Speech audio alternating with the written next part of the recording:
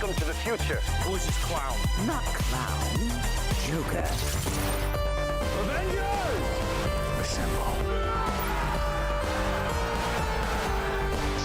Nobody tampers with the equipment except Tony Stark. Good idea. United, the Avengers are strong. Hawkeye, hands off. Fool! Have you forgotten my invincible magnetic power? Not this time, Magneto. My mutant brain senses danger. Something unseen is slowly spreading its poison, edging tempers.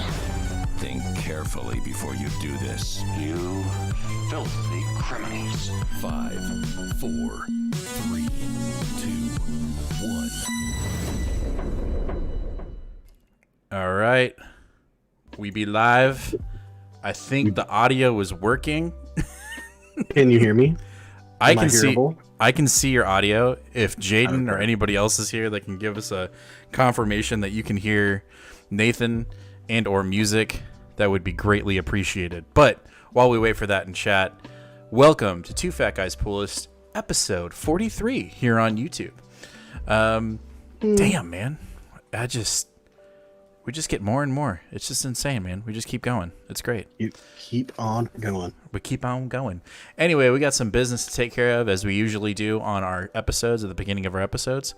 Hello, Jaden. What's up? Let me know if we got any audio, man. I need to make sure you are our go-to, basically mod on us if we have our audio on or not. But if you can hear, yep, we're both good. Sweet. All right, so let's get some. Okay, well, I'm just gonna go ahead and do that real quick. What? Oh, I made Jaden an actual moderator. That's dope. If somehow, some way, we get to the point and people are in here like, "Hey, what the hell? You guys are skinny." And we're like, "Hey, that's bannable offense." Yeah. Jaden can ban him for calling us skinny. That's awesome. So let's take care of some business really quick. We already took care of some business right there. Let's see. I heard him try no music. I think we should have music, but.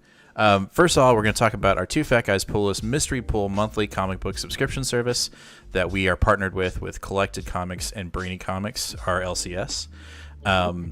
So we have a monthly subscription service. You actually, I think, not today, but tomorrow is the last day that you can sign up for the month of May, right? So for the month of May, in the standard box, you get one store exclusive, 4 to 7 back issues comprising anything between bronze, silver, or modern age books, and a chance to win a big key. And that is for $40 plus shipping. It is for the US and Canada. If you're outside of those, if you're outside of basically North America, that's a little bit more dicey. I'm not sure. We'd have to work something out. Anyway, we'll see. First, the store exclusive Ron's giving away is Batman the Detective #1. I can't remember the artist on this one, but this is a sick variant. I wish I had this one. I might end up picking it up after the month of May once we get all of them out, and if there's any left over, I'm buying one because this is a sick variant for Batman the Detective #1. Yes. Then we'll just get to what everybody wants to hear. The big Nick Robles, by the way. Sorry. Nick Robles, that's right. The big key we're giving away is The Amazing Spider-Man 252, the first appearance of it in The Amazing Spider-Man, which is Spider-Man in his symbiote suit. So introducing a new Spider-Man. So we're giving away this bad boy after Monday. So if you want to have a chance to win this book, go to brainycomics.com. Nate put it in the chat. Sign up today. Yeah. And you have a chance to win this. Also, you're going to get some cool books, and you're going to get that store exclusive. So either way, it's a win. So we're going to be giving this away for the month of May. And the next show, so next Sunday, we'll talk about the June box and what we'll be giving away in that box. And when I say we, I mean Ron. Ron is the one giving away these books. These are not our books. But if you want to learn something or you want to find out about something that we are giving away, me and Nate are giving away, when we hit 250 subscribers. So close. So close. We're at 214, I believe, right now. Yep. But when we hit 250 subscribers, we're giving away this 9.8 CGC graded Batman Who Laughs Dark Knight metal tie-in. First, his first little solo book. It's a foil cover. Sick slab. So yeah, when we hit 250 subscribers, we're giving away this bad boy. So make sure to be I'm sorry. Go ahead. We'll get there. I was just gonna say after that we're done. We're Nope, glad that we'll be happy at 250. Those are not true. And no more giveaways. Lies. So make sure to hit that subscribe button, hit that bell. Make sure you're in the know of everything Two Fat Guys Pull Us. Not only do we do live shows, we do comic book haul videos every Wednesday. We do solicitation videos. We're about to do a DC solicitations video for August, and we do independent solicitation videos. We do comic book news, and this goes into the next piece of news that we're going to talk about. And this is going to be a little bit more relaxed announcement, but essentially, me and Nate are going to submit some books to CBCS this week, and basically do a mystery pool of what the grade is, a mystery grade pool of what we get back from CBCS. So Nate, what are you potentially gonna submit this week? So I have 7 books that I am contemplating, and only one of them is 100% sure. Okay. And that is this Beta Ray Bill, Daniel Warren Johnson. I can't remember what the shop was that did this exclusive, but this is the Comic Hall? Color Splash. Hall of Comics or something like Comics, that? Yeah, Hall of Comics on the East Coast. Anyway, so yes, this is for sure going. This is, of course, going to go right next to my 337 when it comes back. So let me ask you this: are you only going to submit books that are going to hit a 9.8? Is that your goal? Yes. Well, yes. It's attempting to. So you're not going to submit anything because it might actually have value no matter what the grade is. I don't. Yeah, no, I'm not. Well, okay. Let's see. We'll see. We'll get there here really quickly. I'm also gonna probably submit Strange Academy #1. Mm-hmm. That's an obvious key right there, and it does look like it's in very good shape.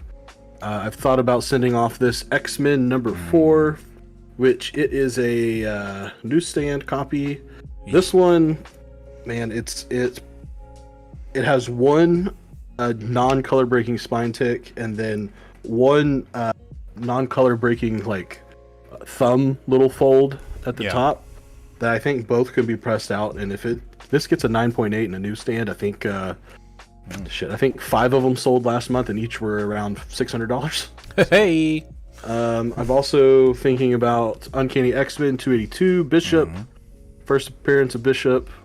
That would be a mixture of both spec and PC, just because I think Bishop's cool. So if it doesn't really take off, I'm not worried about it. Right. This one is purely not even speculation, just because I got lucky and bought this for $5 whole. This is Kanan #1, second print. These things are selling raw for $180, $200. People are there's Star Wars collectors and comic collectors coming together. Second print, it's a lot. It's I think the first print was something around 50 or 60,000, and this one was around 10, so a lot more rare. That one would just be to fund the hobby. Right. New Mutants Annual 2. This is the first American appearance, Betsy Braddock. Nice. And man, this book is clean. It does need a press, but it's very nice. And then finally, this one would be totally for PC. This is Batman 108, the Federici 125 Punchline. Nice. There's so many Punchline books out there, and who knows, or not Punchline, I'm sorry, Miracle Molly. There's so many Miracle Molly books out there right now, and she's only been in one issue, and who knows about her actual, she's gonna play, if she's gonna stick around.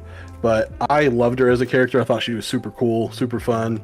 I also love Federici, so that's totally a PC pull. And if in 5 years from now it's worth a lot and it gets a 9.8 and I've got it, then cool. But yeah, that's it. Those are the 7 books I'm thinking. I'm not sending all of them. Probably 3. Okay, it's gonna be my max for this time. All right. So for me, I initially was down the same boat in the sense that I was only going to submit maybe 3 books after we had discussed hey, what's the plan, right? And then I had my birthday and I got a little bit cash, and so I'm just you know what, fuck it, I'm gonna send in all these books. Now there's one that I might take out and submit a different one, but this is what I have currently, and then I have until tomorrow to figure out really what I want to submit, final. So first I'm gonna go with the big boys.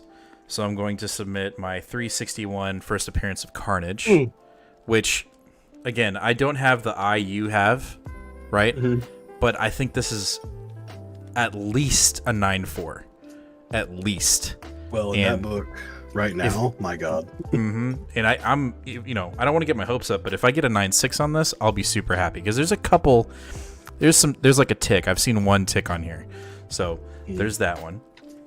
The next book Are you gonna sell that one or keep that one? See, now that's where I'm debating because that could fund the hobby very well, right? But I also really love this book, so I don't know if I want to give it up or not. Is that a direct or newsstand? It is a newsstand. Oh. Next up will be Savage She-Hulk #1, and I'm hoping to get at least 7.0, maybe better. Yep. I don't know. I really don't know. I need Ron to look at it. I need you to look at it. So this is the other one that I'm going to be sending in that needs to be pressed and cleaned. So these first couple ones are big keys and or need to be pressed and cleaned. So there's that. This one I'm on the fence with, but it's currently in the pile, and it is Infinity Gauntlet #1. I just really like this book. I would love to get it slabbed. Oh, yeah. So there's that. Then here's another big one. Secret Wars #8, the actual first appearance of Spider-Man's symbiote suit. Yes. Again, I don't know. If it comes back in 9.0, I'll be super happy. I need Ron to look at it. I need you to look at it. So we'll look at that tomorrow. And then a modern but very precious key to me, and that is Thanos #13, the first appearance of Cosmic Ghost Rider. Ooh. I hope it comes back in 9.8. I need you to look at it and just see. But so those are the big boys, right? And then I've got some modern books that I want to submit. So I've got Marvel #6 with the variant with Silver Surfer on fire. This is a really good cover. This one I would keep in my collection, but we'll see. Like, you know, depending if it comes back in 9.8, I might sell it just to, you know, I'm not that attached to it. Yeah. Then I've got what is it again? The comic book appreciation or shop appreciation variant. Something's Killing the Children #1 foil cover. Local comic book shop day. Right. Something like that. So I'm submitting this one. I think a 9.8 I saw last on eBay sold for like $150. I got this thing for $4. So we actually bought it on the day that it came out because we support our local comic book shops. Yes. So, and then also I'm joining you, but it's the cover A of Warren's Beta Ray Bill, but it's the colored version. So yes, I think I'm definitely submitting this one. This one I'm on the fence with. This one may be replaced, but it's Star Wars High Republic #1. Just because it's, you know, it might be, I mean, I've got the 1 in 10 variant already 9.8, but maybe I want that one too. Oh man, I forgot you had that 1 in 10. That's the design variant with the Nile on it. Right. What might replace it is Berserker #1 third print foil cover, just because I like that, and also it'd be fun to get that, maybe flip it. And then the other one that I'm on the fence about, but I have it, and I'm just thinking about it, and that's Something's Killing the Children #1 8th print, because you had to buy Berserker #2 in order to get this copy. So, you know, again, only $4 is invested in it, so, you know, maybe a possible flip. So we'll see. So those are the books that I'm considering. All of the books that need to be pressed and cleaned will be submitted. I don't care. I just want to get them submitted. But the other ones, I kind of need to look at them and just be like, all right, is it worth doing this or not? But I definitely want to submit the big boys and some of my moderns. So we'll see what happens. So tomorrow when we go to the shop, hopefully Ron is there and we can discuss what we're actually going to submit. So just because I was curious, because I haven't been keeping up with 361. Most recent 9.6. That is a non-newsstand, $927. Yeah, we'll probably flip it. It looks like there hasn't been a newsstand 9.8 sold since the hype got hot on it. Right. But it was $1,700. It's not coming back in 9.8. I can guarantee that. There's definitely a tick on the spine, if not two. But to get a 9.6, I'd be totally really 9.0s are selling for $300. Right, a 9.0 or higher, I'll be happy because I bought this new stand from Andy over at Duncanville for, I want to say $65. You bought it in the set too, right? Yeah. Yeah, it was all 3 Carnage issues together. Correct. So I'm, I feel good about it. Now, what'll be bad is, it comes back and it's a 9.0 or higher, and you know what I mean? Like, it's gonna take me. But if I can sell that thing for $600 or higher, I'll do that just so I can get myself a first appearance of Beta Ray Bill, like, because I really want that book. Anyway, those are the books that we're going to possibly submit to CBCS. Keep your eye out for that video when we actually do get our books back. We won't open the boxes when we get them back from Ron. We'll come back to our offices, if you will, our rooms, and you can watch us open them, and we can all learn together what they came back as. So that video is on the way. We will be submitting tomorrow over at Ron so that they will go to CBCS. We're super excited about that. All right, we're done with our business. Let's talk about. We're also like 40 miles away from CBCS, and they're getting dropped off personally, so we don't have to worry about shipping, which is really nice. Yeah, so that extra cost. Hopefully that turnaround time will be a little bit quicker and not cost us much. Went out the window. By the way, people in chat, thank you for being here. We really appreciate it. And if you could just, hit that like button for us, that would be greatly appreciated. And if you're not subscribed, subscribe, please. We need you. We're trying to get to 250. So let's get to our pools, yeah? So it's May 26th, May 26th, and we're going to kick the show off with Heroes Reborn, number 4, with Dr. Spectrum. Loved it.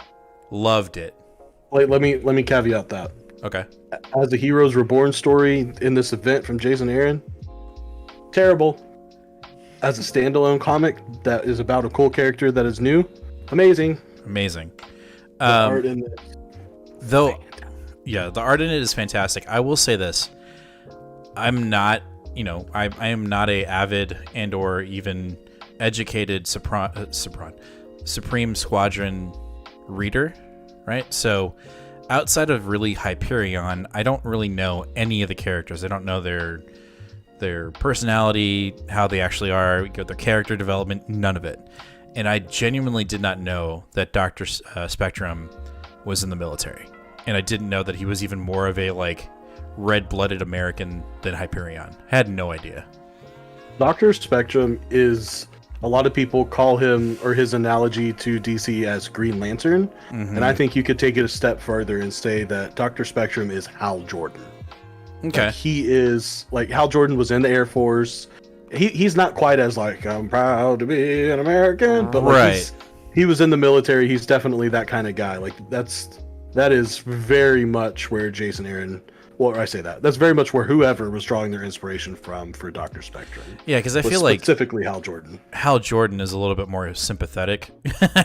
I thought he is anyway. I could be wrong on that. Not if you're reading Jeff Johns. Whenever literally every single issue is about how you fucked everything up by being Parallax and you killed all these people and look how bad you did. The whole I'm. Let me 18 rephrase. Issues into it. I'm not saying that. I meant more. The U.S. is first. Oh, okay. Right, because Dr. Spectrum is I will drive the fear of God. He basically has imperialism ingrained into his identity, essentially. That's just his character. He's a God-fearing, loving American, and I felt like that was more of the vibe of Hyperion. But this guy's through the fucking roof with it, whereas Hyperion's just I hate commies, But yeah, the artwork in this was fantastic.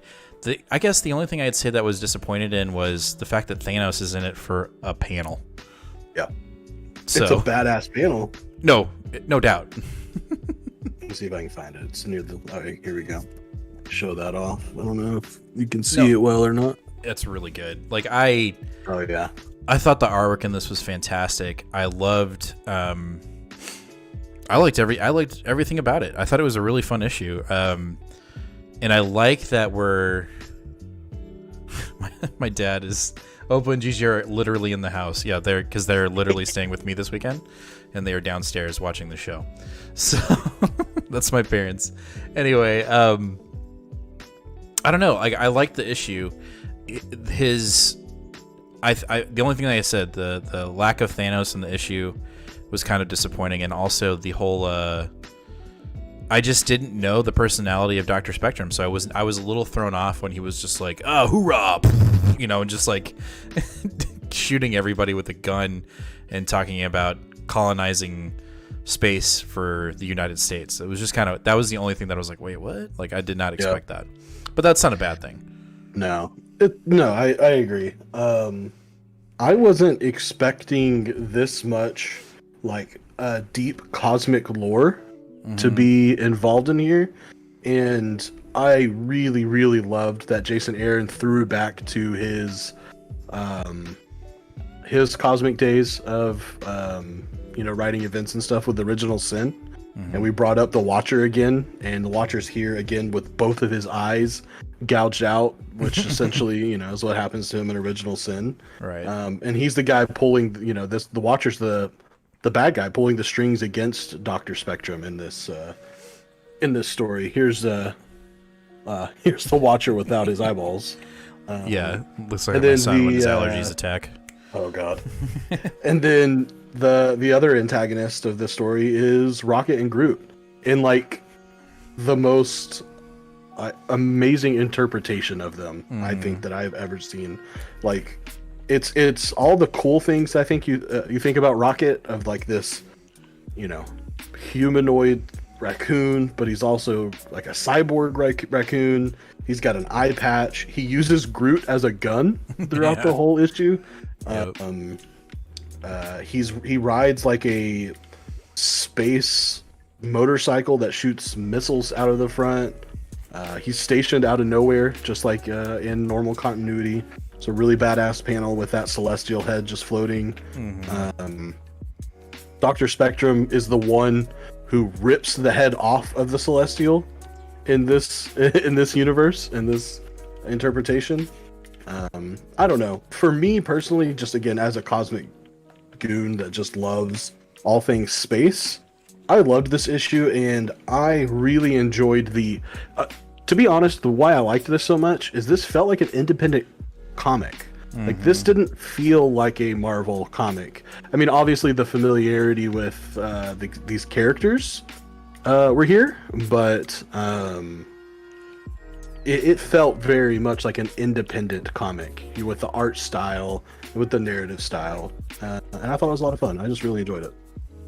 Yeah, no, and what I like about it too is, outside of the fact that the Heroes Reborn story is just kind of like still kind of meh, I do like the fact that there's this consistent, like, our heroes that we know, in the back of their minds something's wrong, right?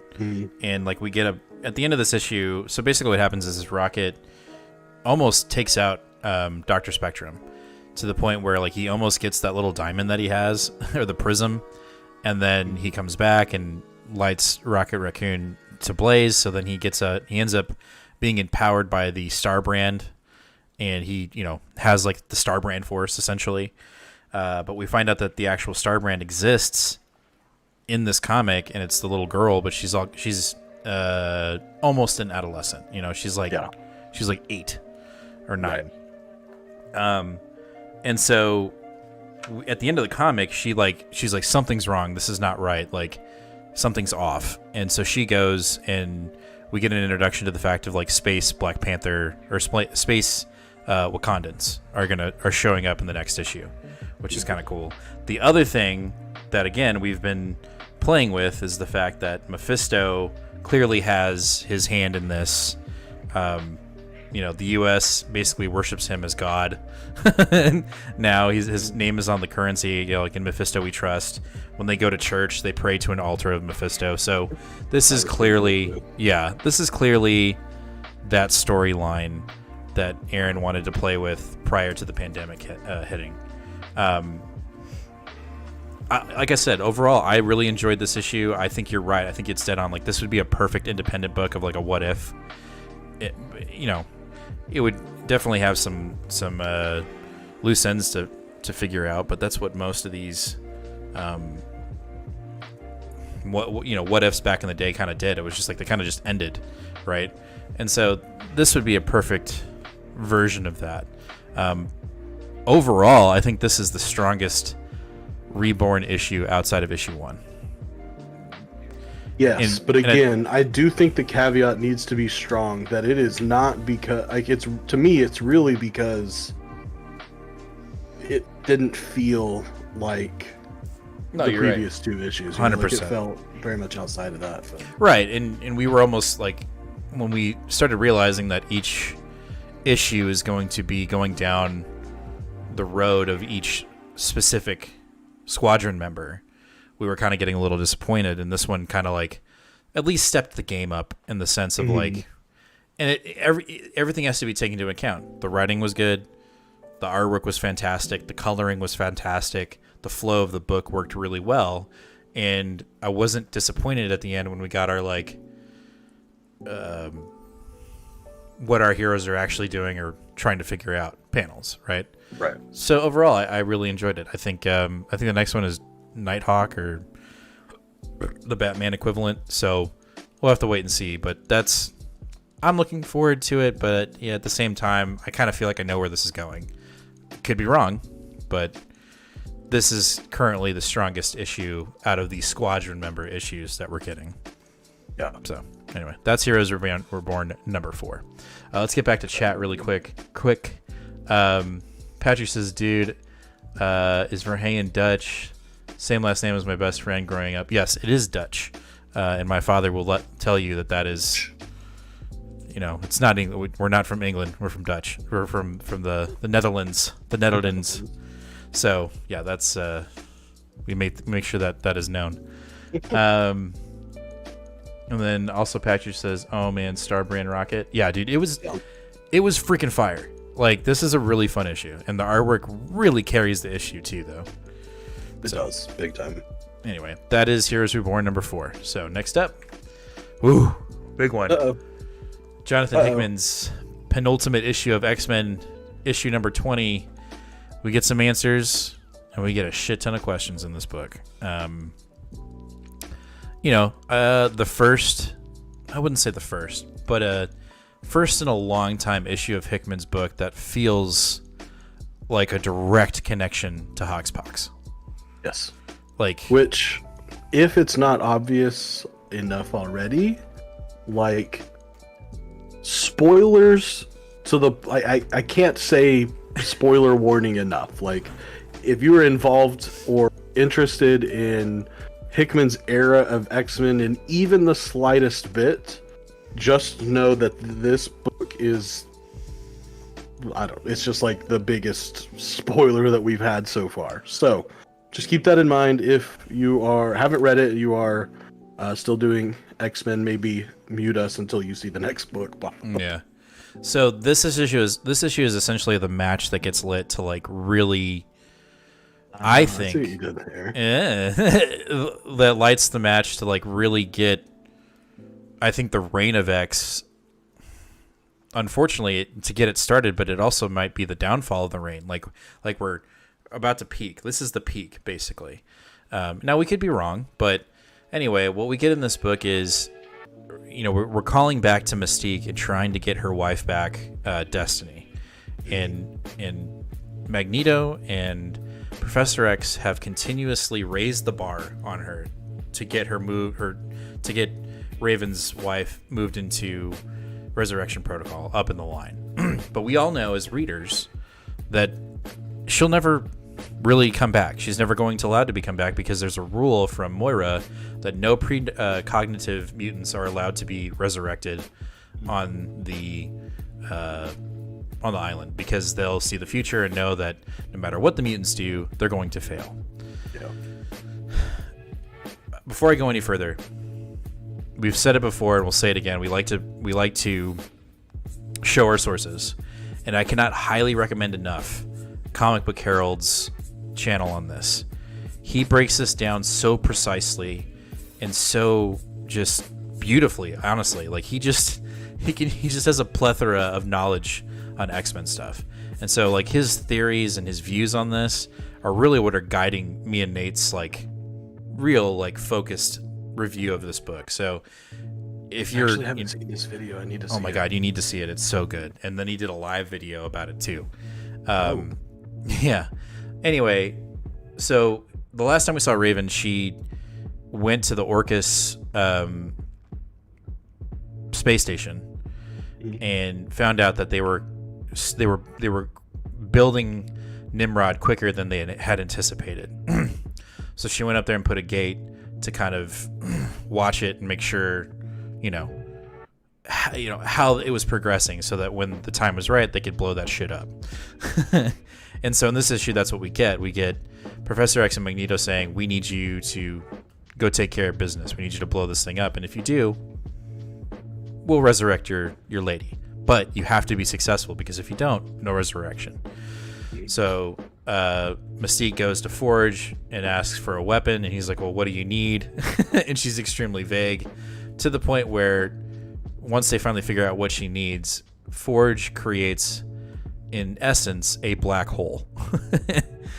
Yep, a grenade, like a black hole grenade. A black hole grenade. And so she goes up to the station. We cut to the station, and our scientist who was in Hoxpox, she had a husband who died in Hoxpox. He sacrificed himself so that the whole station wouldn't blow up. And so she's been able to actually take his subconscious and put it into Nimrod.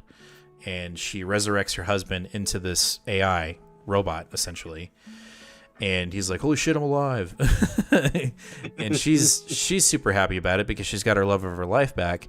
But then the robot of, the Nimrod of him takes hold. And before like this lovey-dovey moment can happen, he immediately recognizes that Raven or Mystique is on the station. He's like, "That's a mutant right there." It was so funny. He was literally like, "Oh, hey, wait a minute. That's a mutant." Yeah. He's like, "I love you so." That's a mutant. And so Mystique's like, "Holy shit, I've been found out." She starts, shooting dudes, and she's starting to go to the center of the station so she can blow this thing up. And, we see the full force of Nimrod and the, human mind that's actually inside this thing too. Like, it kind of makes him a little bit stronger, because he can kind of take his intelligence and feed it into the AI and be one step ahead of Mystique. That to be said, Mystique doesn't pull it off. She just about gets there, and she gets killed, thrown into a gate, and her bomb doesn't go off because the husband Nimrod guy sacrifices himself so that the whole station doesn't blow up. So the scientist wife gets her husband back. They have literally 2 minutes to kind of reunite, and then he kills himself again to sacrifice to save everybody. Super fucking fast. Anyway, she comes back, and they have to resurrect her because she died going through the gate. And Magneto and Professor X basically say, "You failed." And the fact that Nimrod's alive, now we gotta go take care of business. By the way, your wife's not coming back. Well, she literally says, "What about Irene?" And Professor X looks at her and says, "What about her?" I was like, fuck. Like, if you ever, because throughout the history of Professor X, people have taken him as sometimes ambiguous. Is he really a good guy? Is he really a bad guy? Like, mean guy or an asshole or like whatever. And Hickman's done a pretty good job of like towing the line in his book. And I think that he lays it all out here really quickly. It's just like, Professor X is a piece of shit. Like, in case you were wondering, here you go. No, and if you didn't know that because of like the way he treats his son in Way of X, now into this, like, it's like totally cemented in issue 20 that he's a complete asshole. So as we're building to them, like, basically saying they need to go talk to Moira, we have a dialogue of Destiny telling Raven what she needs to do in an event that she is not allowed to be resurrected. And essentially what she says to Mystique is, you need to burn it all down. You need to just fuck Krakoa. Take care of it. It's gone. It's done. Yeah. And we get a reveal that Magneto and Professor X went to go see Moira in her special lair that we haven't seen her in. So she's finally coming back, and she's reading Destiny's journals, her timelines. So she's gathering more information from a future seeing mutant. So there's a little bit of groundwork there. And then when you turn the page, lo and behold, the next book that Hickman is going to be writing is The Inferno, Part 2 or Part 2. I don't know. A lot of shit's about to go down. So I think we're really being thrusted into the Hellfire Gala. The way Comic Book Herald talked about it, he's like, I kind of want Hellfire Gala to be over already, just because I want to see what Inferno is going to bring. But I think that's Herald, knowing a shit ton more than excited. Well, he just knows a lot more than us, and he knows the importance of Inferno, and I think he just doesn't have faith that the gala will be as consequential as Inferno. We'll find out in a couple weeks, right? Well, I don't know. Technically, we get gala issues next week, but we don't get the official planet-sized issue.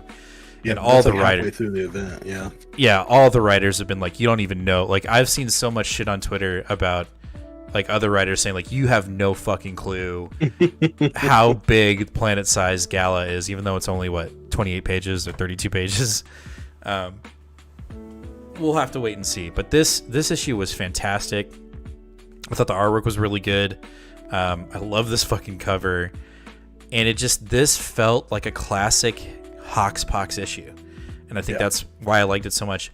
And it was almost my pick of the week, but it was not. I thought you forgot to click it. Nope, it's not my pick of the week. It's almost, but it's not my pick of the week. So that means I don't know what your pick of the week is. Ooh. You got anything else to say on this one? Oh, okay. Nope, that's it. Okay. So on to our next X books. We have New Mutants 18. What'd you think? It was pretty good. I think that we've been talking about how Vita Ayala has been hitting us a million miles an hour and maybe slow it down, and then we got this book and I was like, oh, I was wrong. You slowed down too much. I guess I would agree with that, I guess. Yeah, no, go for it.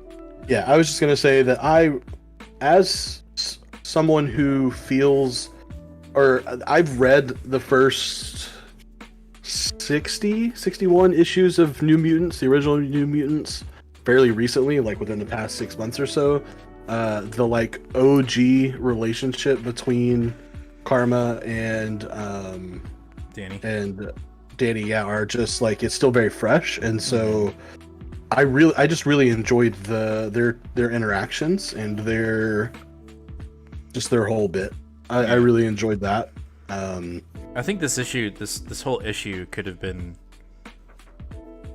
that. They didn't have to. I didn't mind the other storylines in here, right? And clearly, we need those to further the other oncoming stories. But I feel like this issue could have just been Karma and Danny, and I would have been okay with it. Yeah, while I really enjoyed those, I actually think it was a little drawn out, and I wanted more. I think it's just, I guess, what we're personally into, but I wanted way more of the Shadow King stuff. So you basically get the oh man, I can't remember her name. What's the little clone's name? Honey Badger? Honey Badger, yeah. I can't remember her actual name, but because it's important to me, I want to know. Scout is her X-Men name, I guess. Mm-hmm. Anyway, she's talking with Warpath, and trying to vaguely talk about, hey, so if I knew these people and had these friends, and maybe they were getting into something that they shouldn't, and blah blah. It was just really funny. He was like, I'm only gonna ask you once because I know you can handle yourself, but do you want some help? And she's like, nah, I got this. He's like, okay, well, if you need me to help kick some ass, just let me know. Bye. I liked that interaction, and I like that she is. I like that we're finally hopefully getting to maybe not necessarily a result, but a climax somewhat of what's happening. What is Shadow King doing? Like, what is he doing? What's he up to? With Cosmere and No Girl and all the rest of them. And I like that they also included Rain. Like they made sure to leave Rain in the narrative. Now, I really hope that Shadow King hasn't done some kind of like mind fuckery with Rain, because that's happened to her so much, and it's just she's so innocent and so easy to take advantage of that I'm tired of seeing that happen to her. Right. Well, and we're gonna get that.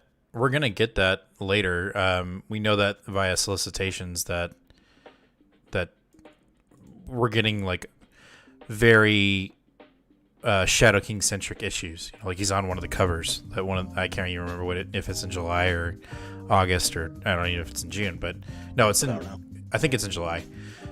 Anyway, like that's coming. But the thing that had me confused.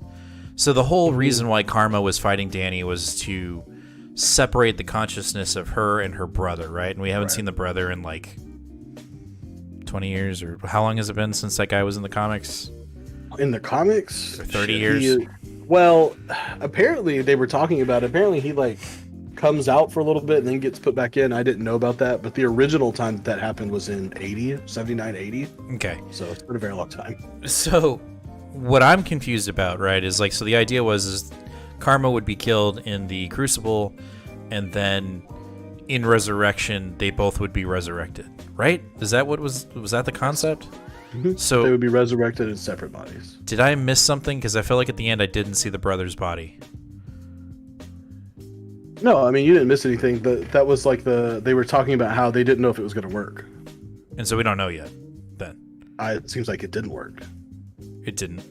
I mean, I think they would have shown us his body, right? But maybe not. Maybe because the last part is just her being resurrected and her being surrounded by most of the original New Mutants. And so maybe they're just leaving that part out for the next issue. I don't know. That's the only thing that it seemed to me was that it was left that for some reason it didn't work. Well, we'll have to wait and see, because they were all happy, so it was like something happened.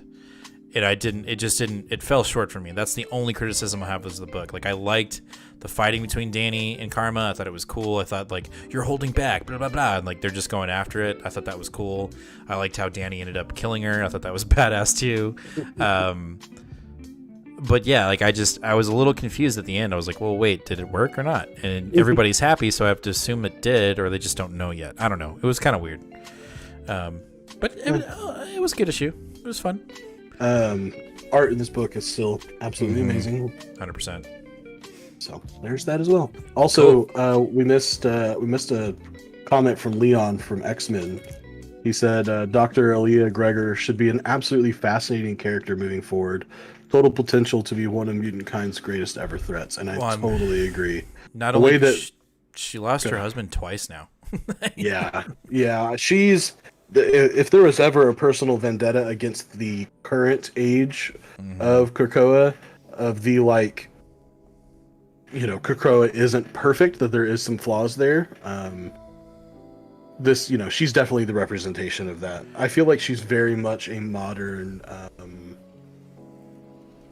Can't remember his name. The guy that was in a recent Hellions issue from the original X Factor guy, but doesn't matter.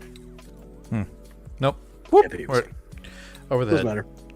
Anyway, yeah, no, that is going to be a really cool character development, and I'm sure she'll be in more and more comics to come. And also, this has nothing to do with that, but when Rasputin comes back, which she will, that will be my pick of the week, no matter what, even if the story sucks. So, anyway, that is New Mutants 18. Next up, we have Beta Ray Bill number 3 from Daniel Warren Johnson. This is my pick of the week. Pick of the week. Yes, this was a good one. Dude, this issue was fucking amazing. We continue to see Beta Ray dealing with non-conventional situations. uncomfortable situations for him. Now, me, if I was in his shoes, I'd be like, that was fucking dope, right? But like, he can't deal with shit right now, and it's really it's kind of sad to say, but his identity really is in Stormbreaker. Like, he, at least in his mind, he personally is nothing without that weapon. Like, he's not heroic, he's not confident, he's a mess, man. Like, he literally is a mess. And we get that in this issue. Like, you know, he can't deal with Scuttlebutt being a female robot, or at least a robot that looks like a female. Like, you can just tell how uncomfortable he is in this issue. Whereas, what are the other two characters that are with him? Pip and I can't remember his name because it's all weird. Scrolly something, whatever. Yeah, they're both like, this is crazy. What are you gonna do about it? And he's like, Scourge. They're both like losing their shit, and he's like, I feel so uncomfortable. Like, he just gets like, he's so emotional. And I mean, I'm not saying it's a bad thing. It's just Johnson is diving deep into this whole like psychological brokenness with Beta, and it really like shows how much identity he really puts into Stormbreaker. And so, you know, we get a little bit of montage with Scuttlebutt and Beta, you know, trying to kind of figure out this relationship, and you can definitely tell that Scuttlebutt is like, she can tell that Beta is uncomfortable, and he doesn't know how to respond to this new situation that she has an actual physical form outside of the ship. And so he's just really like unnerved by it. And so she tries to break the ice, they play ping pong, and he realizes that Scuttlebutt like has been watching him obviously this whole time, which I think is really cool, but he finds it, I guess, kind of creepy, or just he's not prepared for it, right? He just thinks that this is a tool to use rather than like an actual, I don't want to say living being, but something that has personality. And so we get that in this book. We also get, you know, Scuttle tries to break the ice even further by giving Beta a new weapon that is built from her. Yeah, she literally splits open, and yep. the axe like floats up out of her over to him. When I saw that, I was like, dude, this is so fucking heavy metal. Like, that is so cool. Yeah. And he's even like, what the fuck? But he's like creeped out. So when he gets the axe literally has thruster engines on it, so that it can go, like, he can swing it even faster. And she's like, I built this for you. And she also like shows him like this entire part of the ship that has like records of their, you know, dialogues, and like just, you know, because she values the relationship with Scuttle, and he's kind of like, fuck, I never thought of it that way. I've never really seen you as an actual being, more of just as a tool. And Patrick says, I'm really digging the Beta Ray build. Yeah, dude, this issue's so cool. Like, this, it's amazing. Anyway, so in the middle of them getting this axe, they get attacked by some demons, Surtur servants, and so they go off and do attack, and Beta is in full force with this new axe. It is amazing. The scenes of him wielding the axe, like, you're kind of like, well, why are you, like, I think you got it. I know you need the magical properties so you can look like a human again, or some kind of humanoid form, but you kind of, as far as like weapons go, you're good. You're good, dude. Like, you know, we see him wielding this thing, and like there's blue flames coming off of it, and he's cutting. Literally, the panel I was just about to show. Yeah, it's cutting people in half, just like. And Scourge is like going. A boomerang. Yeah, Scourge is going nuts with his M16s. Yeah, he literally turns it on and throws it. It's like shoom, just flying through everything. And so, you know, they defend the ship, and then what they have to do is they have to submerge into lava. And so Scuttlebutt's like, I can do it, but it's going to take all of me in order to like submerge into the lava and go into the depths of this realm. Like, they have to get to the center to get to the sword. And so as they're doing this, Scuttlebutt is basically sacrificing herself, essentially. Like, she's really hurting to get them all the way through this like lava lake. And the end of the issue, they get through, but she kind of, you know, she passes out, and then before they can really see if Scuttle's okay, they are confronted by some ominous, humongous kaiju-like monster, and that's how the issue ends. the flow of this comic was fantastic. When it ended, again, it did what I always say. A book has to give me plenty of oh shit moments, and when it ends, I want more. Yeah. And it has to read. I know this sounds shitty, but it really, to me, shouldn't be a chore to read. Like, no, you know what I mean? Like, it should intrigue me completely. And if I have to take a break and be like, oh, this is heavy, you know. And we're gonna get to a book like that in our pull list this week that was really good, but holy shit, it was thick, like in dialogue, and it took a while to digest. But Beta Ray Bill felt like a movie. Daniel Warren Johnson is just continuously killing it in this, and makes me say, like, hey, give him more. You know, if it's more Marvel or if he goes over to DC or whatever it is, it's amazing. And so we need more Beta Ray Bill, and I need more Daniel Warren Johnson books in my life, and that's why this is my pick of the week. Nice. You got anything to say before I move on? I was going to say that I almost wonder. See, when I read it, I read it very differently. Mm-hmm. I read it very much like Bill was not. What am I trying to say? Like, I almost felt like he was excited that he was getting to, or like nervous about talking with Scuttle and like having her there. Now we'll find out, but I think it's very interesting this idea that the AI in the ship is actually cognizant, regardless of whether she's got a humanoid form or she's just in the ship. Mm-hmm. It's very much like that the AI that's been the same AI the whole time is omniscient, not omniscient, but actual thinking and it has feelings. So yeah, I think that was my favorite part of this issue, is like continuing that, showing how deep their relationship goes, like how much effort she's put into it. Yeah, I liked that a lot.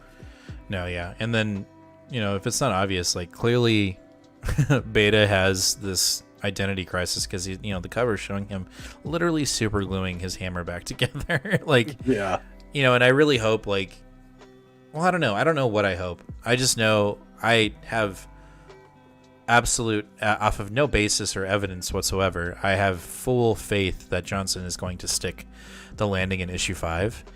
But fuck, I don't want it to end. It's so good. Like, I know we get 2 more issues, but I want more. Like, there needs to be a Beta Ray ongoing. I'm just gonna say it. Like, he's a strong enough character to have his own comic, like, and not be a miniseries. 1,000,000% agree. So and that's Beta. Let Johnson take it over. Done. maybe let semi-retired Walt Simonson come hang out and do some like co-scripting or backup stories or something. Hell yeah. Anyway, so cool. That's Beta Ray Bill number 3. Cannot wait for issue 4. And like I said, that's Jim's. Pick it away. Pick it away. Oh yeah. All right, let's get on to it. I think that ends our Marvel books. Nope, that's right. Damn it. Even when we did it. So next up we've got Aliens number 3 from PKJ. Aliens number 3. So if you watched our haul video and what I said about Aliens number 3, it turns out I'm exactly right. We're at least for right this second for this issue, we are transforming away from an alien style book to an aliens style book. So our first 2 issues were very much like what's hidden in the dark is kind of eerie and we're not really sure. This is full out in your face suckers, people getting the little zip, thing sucked out. We get a classic burst out of the chest. You get it all in this issue, and it starts out literally right away with a guy getting the little. That's the first thing that happens in this book. Oh, the open the mouth and the mini mouth. And the second mouth comes out, and yeah. Okay. Gotcha. You actually don't see the contact, which again, I'm okay with if you had seen it, but I like that the direction of like not overly showing, not trying to be overly gory just for gory's sake. It's appropriate when it happens, and it's left to the imagination when I think it is also appropriate. Let your mind do the the scaring. Yeah. So we basically are continuing on with now the three people are left essentially. We've got Cruz, the main guy. We have one soldier left now of the three that went in with him, and then we have the rescued scientist lady. And they are trying to get to his son. He's trying to find out where he is. And he also gets confirmed that the Alpha, I don't remember what they call it, but basically the Alpha Project is released. We still don't know what that is yet, but it is on the loose. And basically they stumble across these two xenomorphs that are attacking a door, like trying to break into a door. And they manage to spray them down with enough bullets that they run and jump into the rafters and go away for a little bit. And they go to the door, and they Cruz kind of wipes off the nameplate on the door and was like, oh, I used to know the guy that lived here, like his daughter played with my son and stuff. And then you hear a voice on the other side that's like, Mitch? Danny? And he's like, oh, what? And the guy's there. The guy's holed up in there, and they were trying to break in. And then we get a little bit of a dialogue between Cruz and, I think this guy's name's Gabe. They get a little dialogue between the two, and he's like, yeah, they're out there, and I saw her. And Cruz is like, wait, who? Like, Trudy? Like, is his daughter? It's like, who's out there? And he's like, no. The Dark One.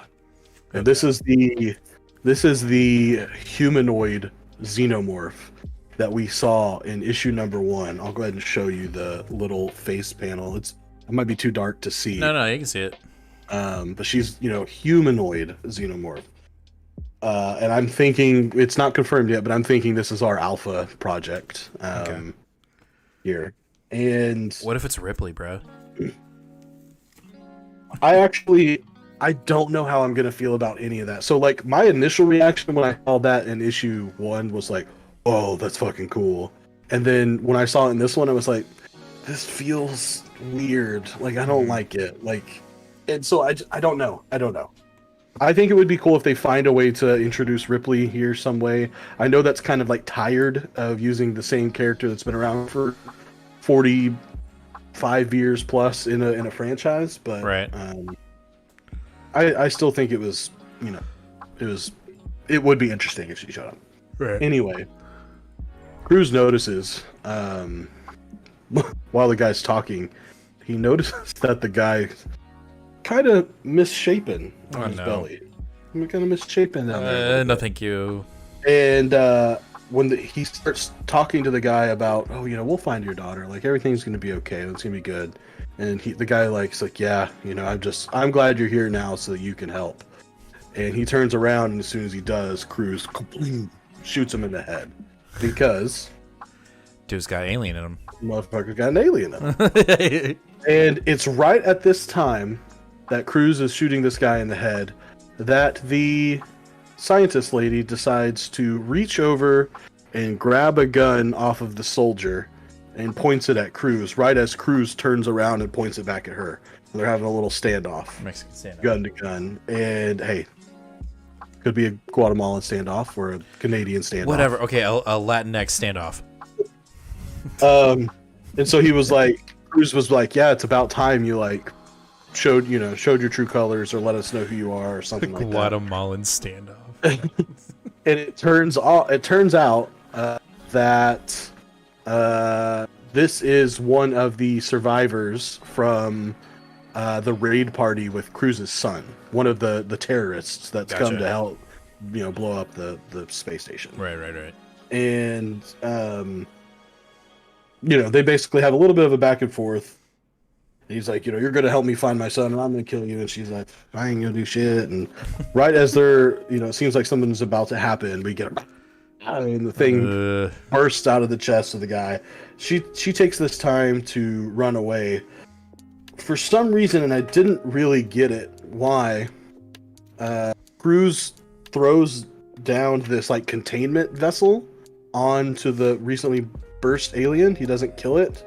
I don't know if that's just because it's easier to get it stuck in there, and then it also looks like some smoke comes into the vessel, so maybe he kills it that way. I don't know. That was a little obscure. Always kill it. Always kill it.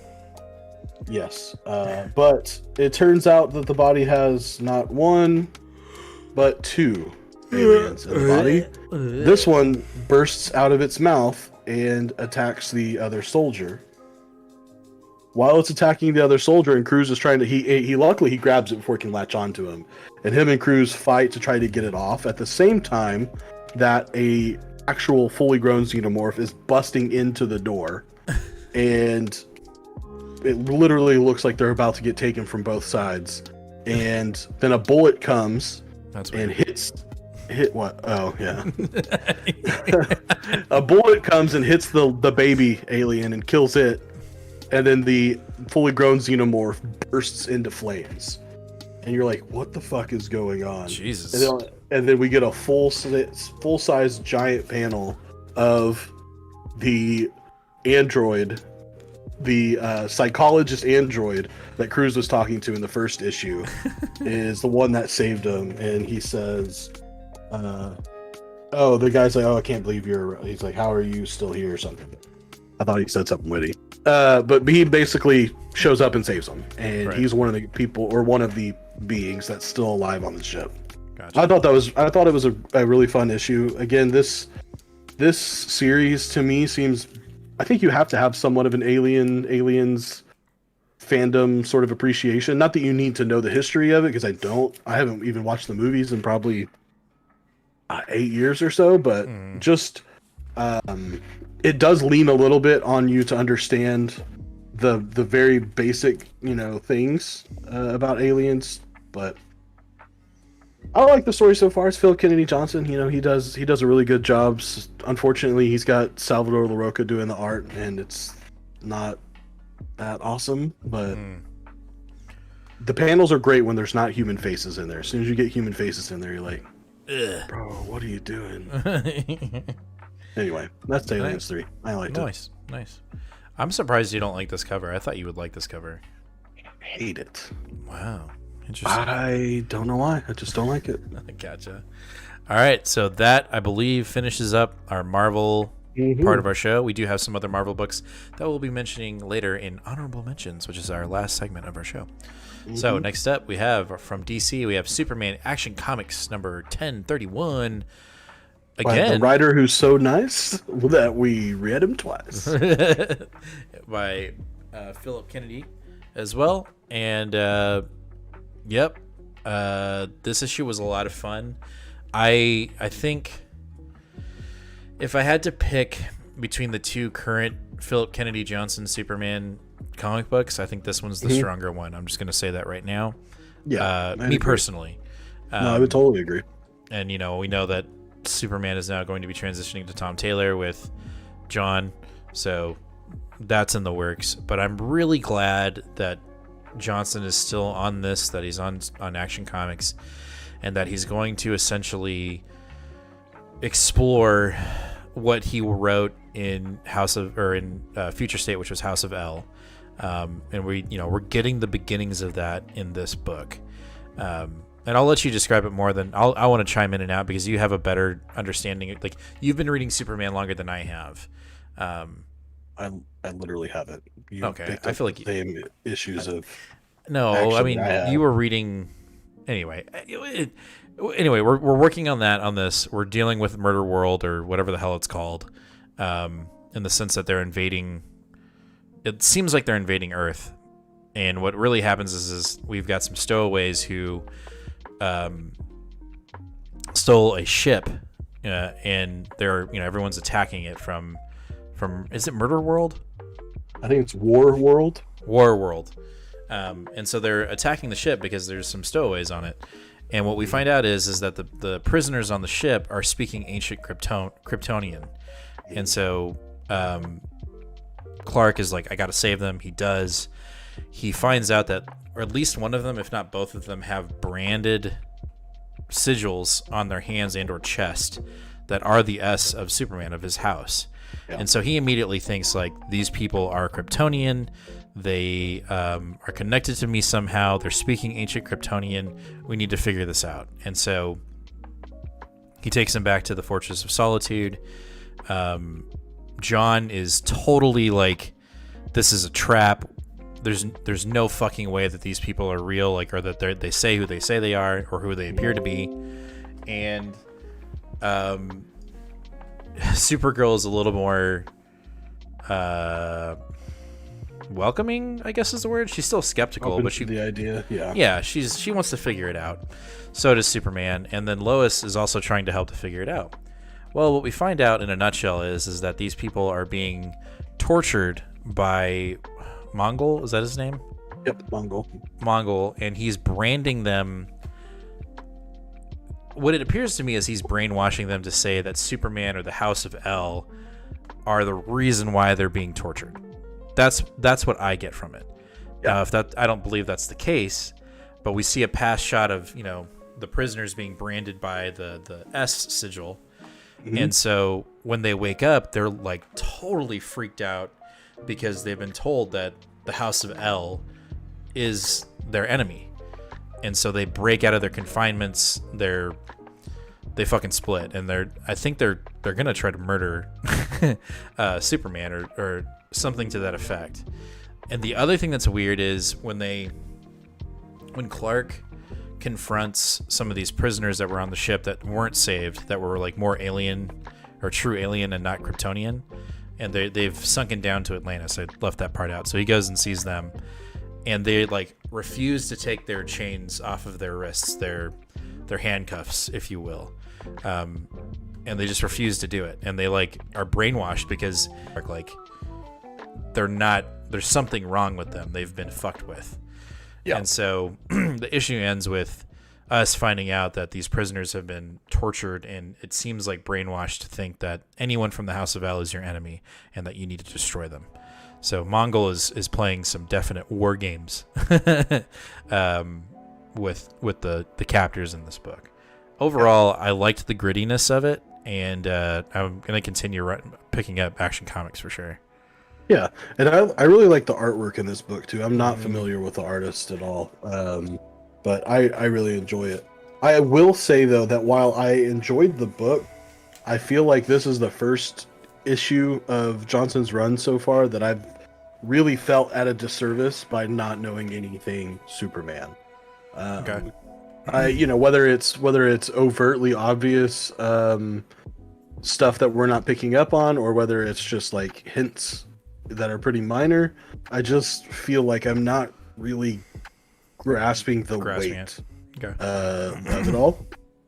But I'm definitely still going to be picking it up. I think in the long run, it's gonna come together pretty well. No, I think so too. And like we're heading in the direction of House of El. And when I read that Future State book, it was so much fun. I was like, dude, this is cool. Like the idea of there being multiple Kryptonians alive from different universes coming together, and then they're fighting this. It was just crazy. It was crazy good. Yeah. So going in that direction, I think, is going to be a lot of fun. So I really enjoyed it. I digged it. I thought it was a good issue. Sure. All right. After that, we've got Batman Detective Comics 1036, The Hunted and the Huntress. I liked this issue a lot more than I thought I was going to, because we may not be dealing with zombies. Yes. We're not going to get we jumped the gun on that one. Maybe. We still don't know. But it's looking more and more like we're not dealing with zombies. So our murdered neighbor, Sarah, still looks like she was murdered, but another entity witnessed her being murdered. And in doing that, this entity has taken shape of Sarah. So that's who we actually saw in the previous issue. And it is Lady Clayface. I don't know if that's a new character or if that's an ongoing character within DC lore. I'm sure it is. That's something that's over my head. Yeah. But Bruce ends up being confronted by this Sarah, who is Lady Clayface, and he comes to the realization that Clayface saw the murder and is so... At one point, he's like, for something traumatic happened to the point where that she can't hold her original form, so she's taking this form. What we find out is that Lady Clayface was in Arkham Asylum when A-Day happened, and she was exposed to the laughing toxin, and it basically made her unstable. It didn't kill her, but now she can't hold shape. She's got to find something to cling to hold identity to. So that's what she's holding to, is this person that was murdered. So there's that. So that's that part of the mystery that they're trying to solve. But also, they're Batman and Huntress are trying to figure out who really committed these murders. And in this issue, we find out that Batman gets a little taste of like what it's like to have a vigilante not fully trust you, because the Huntress does not trust Bruce at the beginning of this book. She genuinely has Batman, or Bruce Wayne, as a suspect as a murder of Sarah. Right. So he gets a little taste of his own medicine this issue. So I wish I could remember who Huntress is right in this continuity. I know Jaden knows, and it's like I know that familiar. I remember last time we talked about it, Jaden was like, "This is the Huntress I don't like." I think that was the last conversation we had. Okay. I don't know who that is. I didn't mind her in this. I thought she was cool in this issue. I thought she did a good job. But the other thing we find out is they start making connections to who the actual murderer might be, right? And this is where your nasty eyeball shit happened. Oh, yes, I forgot about that. It's like, I can't remember exactly who they saw it on first. I'll have to go back because it's been so long since I've read this. Oh no, they don't confront into it. Two of like Penguin's goons run into some guy that tries to murder them, and when they bring him to the Penguin, they show him his eyes, and there's like these like worm veiny things coming out of his eyes, and they're like, the fuck? And they can't figure it out. And then when Batman and Huntress are trying to figure out, they're making the connections, they run into I think it's the mayor's assistant, who they find his body like on a rooftop. And they see that his hands are covered in blood. He's got the eyeball thingies, and they're like, well shit, whose blood is that? It's not his. And it's actually another neighbor in his neighborhood who got murdered. Again. And the person that got murdered, I think her name is Linda, at the beginning of the issue sees the Clayface Sarah confront Bruce, and so she thinks it's immediately Sarah. So she's like super like paranoid about it and calls the cops, and basically tells the cops that she thinks Bruce is the murderer, and then she ends up getting killed in the issue. So it's looking more and more like Bruce is going to get pinned for these murders. And it's not looking good for Bruce. I liked the issue. I thought it read really fast, though. It's no James Tynion, but it's still really good. Like, I genuinely like this Batman comic. Yeah. Sorry. No, I agree. I enjoyed it. Again, for some reason, I just felt the same little bit of disconnection that I felt from Action, but it was still good. Again, another really beautiful book. Yeah, I think we kind of discredited DC a little bit too much on their art before we jumped over. Not that we were actually DC art sucks, but just there's personally for me there was a lot more recognizable names on Marvel and not on DC. So again, I may not know who Mora is, but I very much enjoy their art on this book. No, it's really well done. Like the Lady Clayface is like really gross, but it's really done well. It's a good book. Like it's a solid B Batman comic, if not A- Batman comic. I look forward to it every time it's on my pull list. Patrick S is one of the mobster's daughters. Yeah, he's like Mr. Worth or something like that. He's the other half of the Rebuild Gotham project, and so he like basically owns half the city, isn't he? No, I thought he was. What you're saying is correct. What they are talking about is who Huntress is. This is, I think this is Helena Bertinelli, Huntress. I see. Whose dad was a mobster. I can't remember if he was like the mobster that's featured in Long Halloween or something, but anyway, yeah, like there's a lot of stuff about Huntress from New 52 gets retconned like 3 times through New 52 and then Rebirth. But I think this is Helena Bertinelli, who is also the Huntress that we see in the Arrow TV show, which I've been watching. Interesting. I have not been watching. It is awful. Okay, let me rephrase that. Okay. The story is intriguing. The acting in production value. It is pitiful. No, the production value is pretty good. Okay. Cinematography is great on it. The like action sequences are done well. Framing as well, but just the acting is really bad. Really bad. Really, really bad. That's funny. So. Anyway, that's Batman Detective Comics 1036. Looking forward to the next issue for sure. After that, we have Harley Quinn number 3. I almost feel like I'm picking this book up, and this isn't true, but part of me feels like I'm picking up this book just to piss off people because a lot of people don't like the artwork on this book, and I fucking love it. But that being said, this issue is really good. Basically, what we get in this issue is Harley Quinn setting up a, what's the group that you go to, Alcoholic Anonymous or something like that?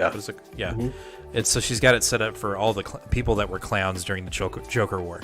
It's like a support group for those people and like trying to get them to like come to terms with what they did and that everything's gonna be okay. And so Harley Quinn sets that group up and like some people actually show up. And in the middle of like the therapy session, it looks like it's going well. One of Hugo's, I think his name is Hugo. Hugo Strange, right? I can't remember. Possibly. I think you're right. He's got a guy that like infiltrates the group and basically captures everybody. And what Hugo is doing is he's experimenting on people. He's using some kind of serum to like fuck with people. And so he captures all of her little therapy group, and she's pissed off about it because, she's genuinely trying to help people. She doesn't want to be this bad person anymore, and she's trying to help the people that Joker fucked with. And so majority of the book is her like running down these people that have been kidnapped and trying to save them. It doesn't work, and so she ends up escaping, and before she can kind of figure out what she's going to do again, and I'm going really fast on this one, she goes like escapes into the sewer, and when she goes into the sewer, she is confronted by Grundy, who is like a Frankenstein zombie looking dude. And so that's how the issue ends, but it feels like Harley Quinn can't catch a break, whether it's like getting new friends or trying to do the right thing. But I just like this comic continues to make me pull for her, and it doesn't feel gimmicky. It feels genuine, and I think that's why I like it a lot. And also, I really fucking love the art. I know a lot of people hate the artwork on this book, but it's really, really good. I've enjoyed everything I've seen from it. I'm not reading it right now, but everything that I've seen from it, I enjoy. Yeah, no, it's really fun. I think it's written really well too. Like the character development is really good. I don't know. It's a fun book. I'm glad I'm picking it up. It's definitely a more fun read for me than like I'm looking forward to them, but I'm not like overly excited for like what's going to happen next in Harley Quinn. It's just like a pleasant little surprise at the end of my DC runs that we're reading, and I'm just going to continue to read it. I love it a lot, and I'm digging the character Harley. I think I like, I remember her from the cartoon and being kind of annoyed with her, and like this, I don't hear that voice, of like, oh yeah, I'm Mr. J. Like I don't hear that voice when I read this comic. It feels like a more human, genuine Harley Quinn, which I kind of like. Like she still has little bits of like insanity, but I'm genuinely liking it. Jaden says, are they still trying to make her into a Robin? I don't think so. I think they're just making her Harley Quinn. I think. I don't think you haven't read. I could be wrong, but I think maybe Jaden's talking about Tinian stuff. Tinian stuff, and I see a little bit of that from the Joker War, and I see what you're saying, but I don't think that is the direction that this book is going. No, not at all. She is not. If anything, it's Batman's just trying to rehabilitate her and not make her a sidekick. Just be like, grow up. Like, if you want to fight crime, but I need you to figure it out fast because you don't have a lot of time, and Gotham is not on your side. So that's when Batman shows up in this book. He's kind of like not using her as a sidekick, more as like just trying to get her to wake the fuck up and just be a good person and just leave everything else behind. That's kind of what Batman does in this book. And I haven't read Joker War yet, so I don't know. Like, I just don't know that reference. But anyway, I really enjoyed it. It's How fun. long have you had that now? Shut up. Anyway, next we've got. Hold on. I just wanted to address something Patrick asked earlier. He said, I haven't seen Arrow since season 3. Is it worth catching up? I'm only in season 1, so I can't tell you for sure. And this is coming from someone who knows absolutely nothing about Arrow, or Green Arrow. Like, literally don't know anything about him at all. So I don't know if it's worth it or not. I have been playing MLB The Show a lot, and it's really good to have on a second screen because, like, if I don't give it every second of my attention, that's okay. So that's not an impressive review on the show if you're playing a video game while you're watching it. Well, I mean, that's what I do most of the time anyway. There are very few shows that get my undivided attention anymore. I'm way too scatterbrained to be able to just give something my undivided attention, except reading. I'm in the same boat. Trust me. Like the last show that I've watched that I was like fully like, which was because you were like, hey, have you seen the first episode of Invincible? And I was like, no. And then I watched it and I was like, holy shit, that's I'm on episode 4, I think. Yeah, I've still only seen just one, so I need oh my to god, dude, you don't even know then. No, I don't know. That show is crazy, dude. I want to like read it too. I'm sorry. Go for it. I was just going to catch up. So Jaden said everything CW makes is terrible except the 100. James, have you seen the 100 yet? No. Oh. So that show's very good. I'm not current on it, but I really enjoy it. I haven't watched Smallville. Have you seen Smallville? I remember watching little like bits here and there when it was first out, but I haven't like committed to actually watching it. Yeah, there was a guy I went to school with that was obsessed with Smallville. Like, it's his favorite thing in the world. But yeah, Jaden, I just started watching Invincible, literally based off of the fact that Nate saw the first episode, so I was like, all right, I'll give it a try. And yeah, I watched the first episode, told you have to watch it, and now you're further along than I am. Yeah, and it's so good, and it makes me want to read the comic. Yes. Let's see. I enjoyed the comics. Yeah, we gotta check it out. Anyway, let's jump into our last. It's our second to last DC book, but it's the last DC book that me and you both read, and that is Robin #2. Haha! It wasn't a one shot. It's definitely an ongoing, and surprisingly, issue 2 didn't have a sophomore slump. No, it was good. I think that the whole "we're not dying, this is the whole island of Lazarus" or whatever should have been obvious. I'm sure it was super obvious to longtime Batman readers, but to me, I was like, "What, Lazarus?" And I was like, "Lazarus Pit." Oh yeah, that's how they bring people back. Okay, like it took me a minute to even follow that, but I thought that was a cool little way to start the issue, or start the arc, I guess you could say. Right. Go for it. Yeah, I was just gonna say basically we get. I don't remember her name. You get. The Deathstroke daughter or whatever. Deathstroke's daughter. Yeah, I can't remember her name, but. You get Deathstroke's daughter, like, hey, you're going to need my help. You're going to need me to mentor you. Like, I'm not here to win anyway, so, like, let me help you. And, of course... Bullshit. Everything that I can tell so far, Damien's just going to be a cocky motherfucker. And he's like, okay, so we're allowed to kill now? Okay, let's go. And then, like, just goes out and, like, kills 4 people, like, while they're doing their own thing. They're doing their own little battles and stuff. And he's just, like... He has, like, a straight-up Wolverine move. Like, he literally... jumps in the air. I want to show the panel. We need to get digital panels so we can show them on stream. Yeah. He jumps out and pops claws, like straight up, like he's Dakin or something, or Draken or whatever the hell his name is. And I was like, what are we doing here? And he decides to take out a few people before everyone's like, whoa, man, chill the fuck. He's embarrassed by it, though. Jaden says, I thought it was adorable that he reads manga. And he's like, shut up, that's not... Don't leave it alone.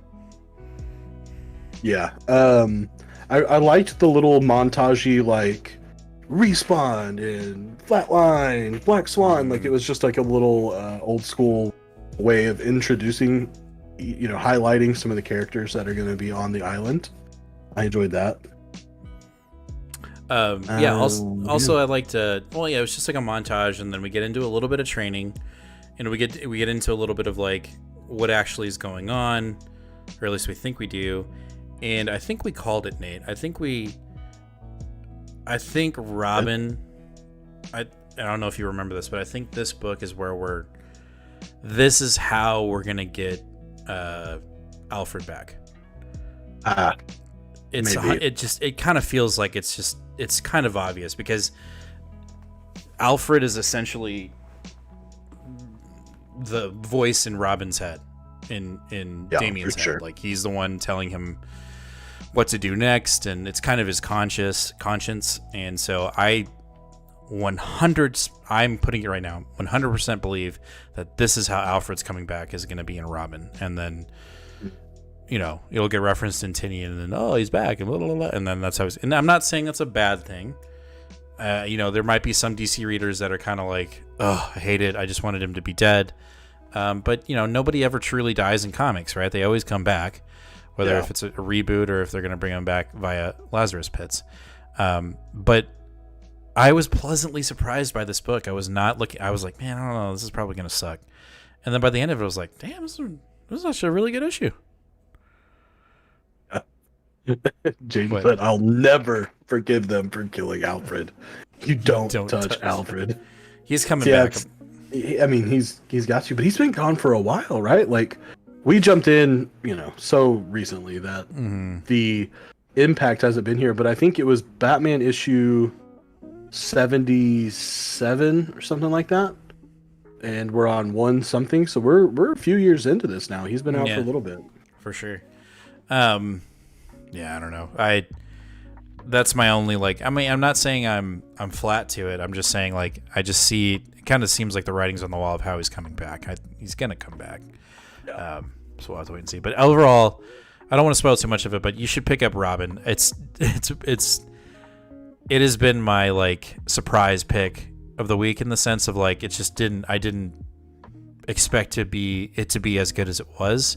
I didn't expect to really care for Damien as much as I have now, and I felt like this issue really cemented me getting to know, even though he's an arrogant little piece of shit, I still like it. I think it's a really good comic. See, I am actually on the fence with Damien as a character. Okay. I'm not sure how I feel about him. I will say that I am for sure slightly biasedly influenced by Geek History Lesson podcast that I've been listening to catch up on DC characters. And of the two hosts, one of them loves Damien and one of them hates Damien. And I'm much more side with the host that hates Damien. And so every time she talks about why she doesn't like him, I'm like, yeah, that makes a lot of sense. So I'm very interested to learn more about this character.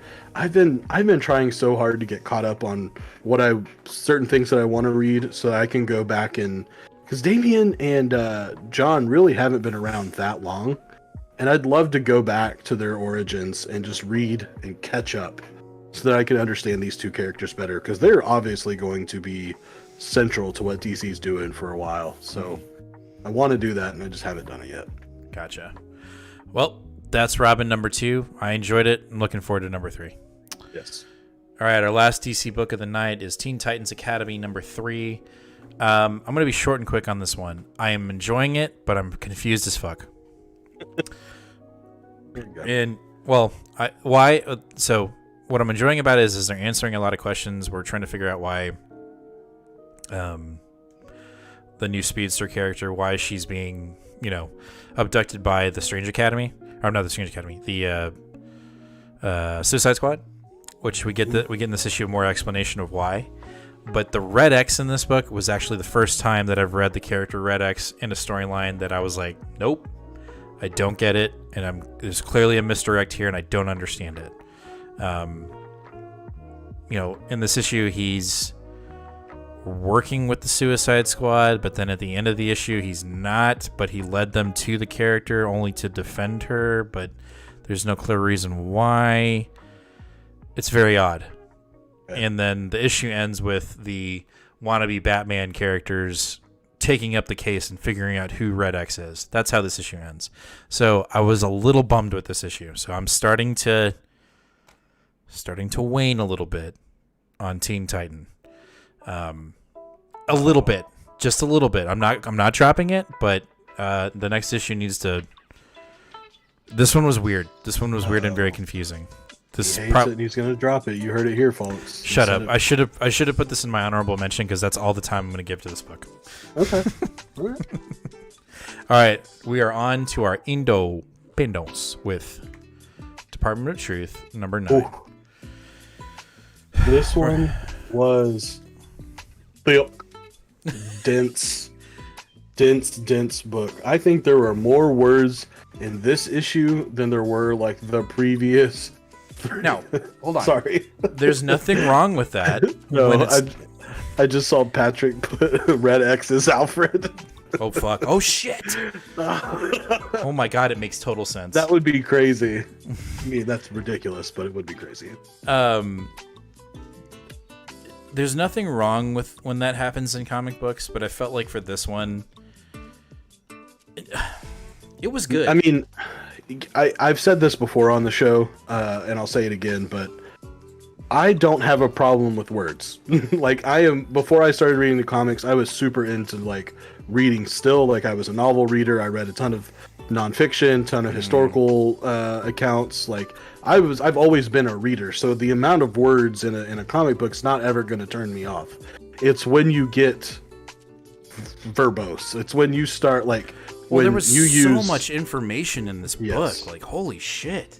He tried to throw down so much.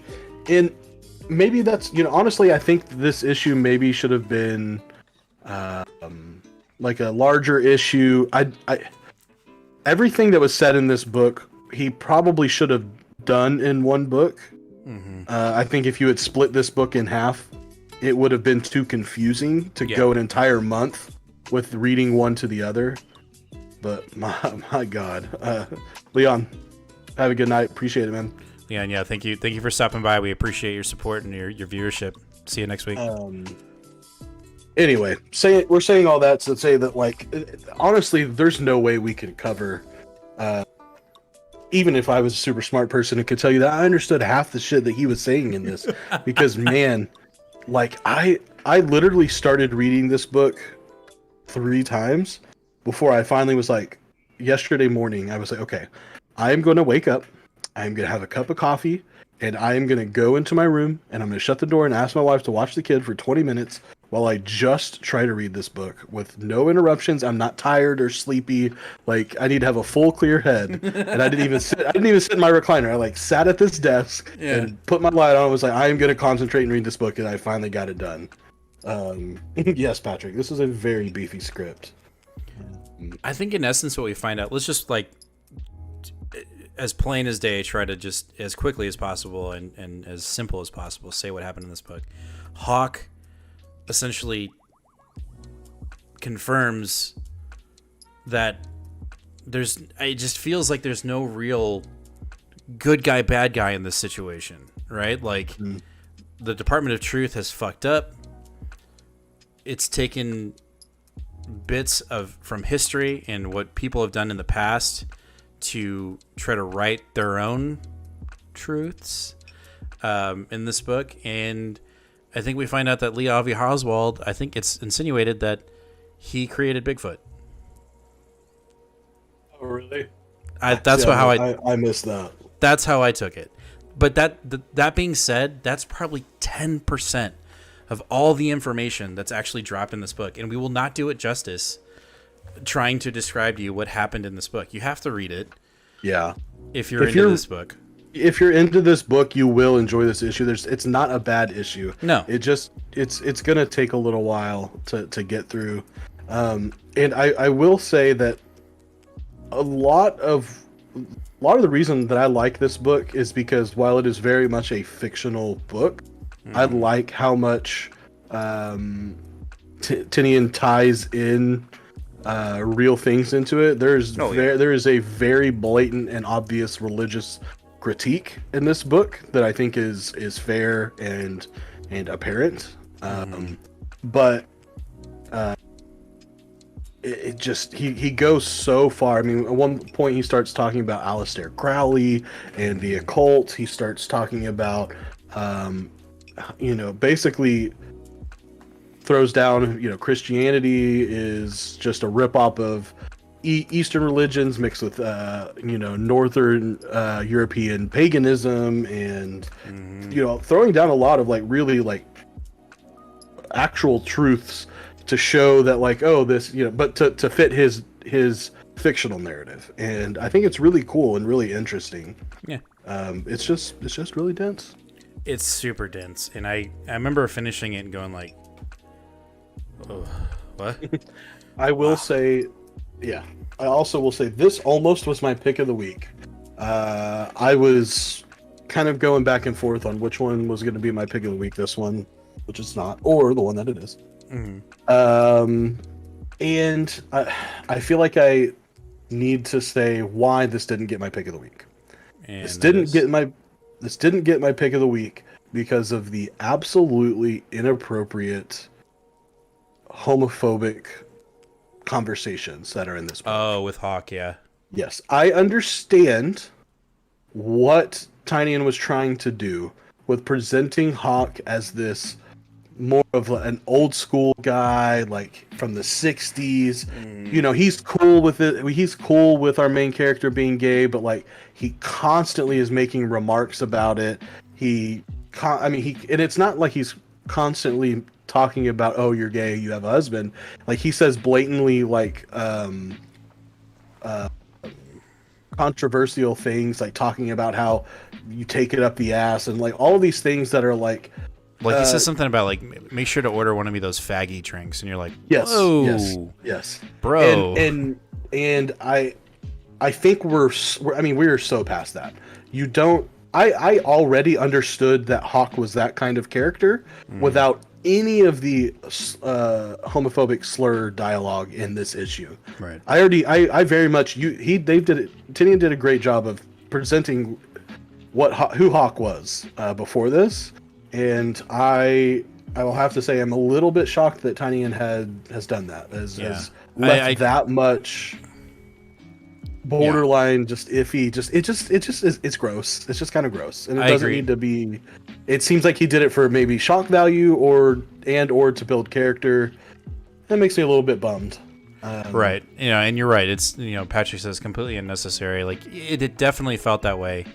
I do think the direction he's going in, I think what Hawk is trying to do, and I'm not saying this is justified, I'm just saying I think this is what he's trying to do, is he's trying to piss off, what's our main character's name? I keep on forgetting. Is it Cole?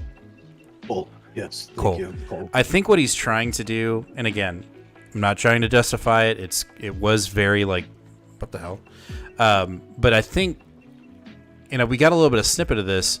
He's trying to piss off Cole so that he'll manifest something to do something. I don't know if it's to fuck up the Department of Truth or Black Hat. I don't know.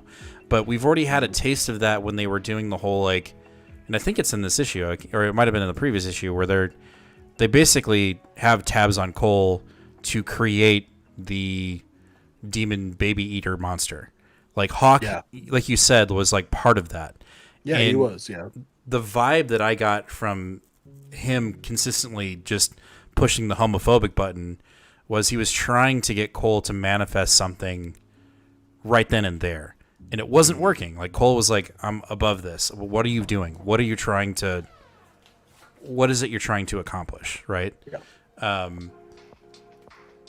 But you're right. It just didn't. I remember reading that, going like, "What is going on here?" Like, and there was clearly there's something going on. Like, whether it's Tinian writing it that way or he's trying to get the character Hawk to like get Cole to manifest something that's just so outrageous and so rage filled.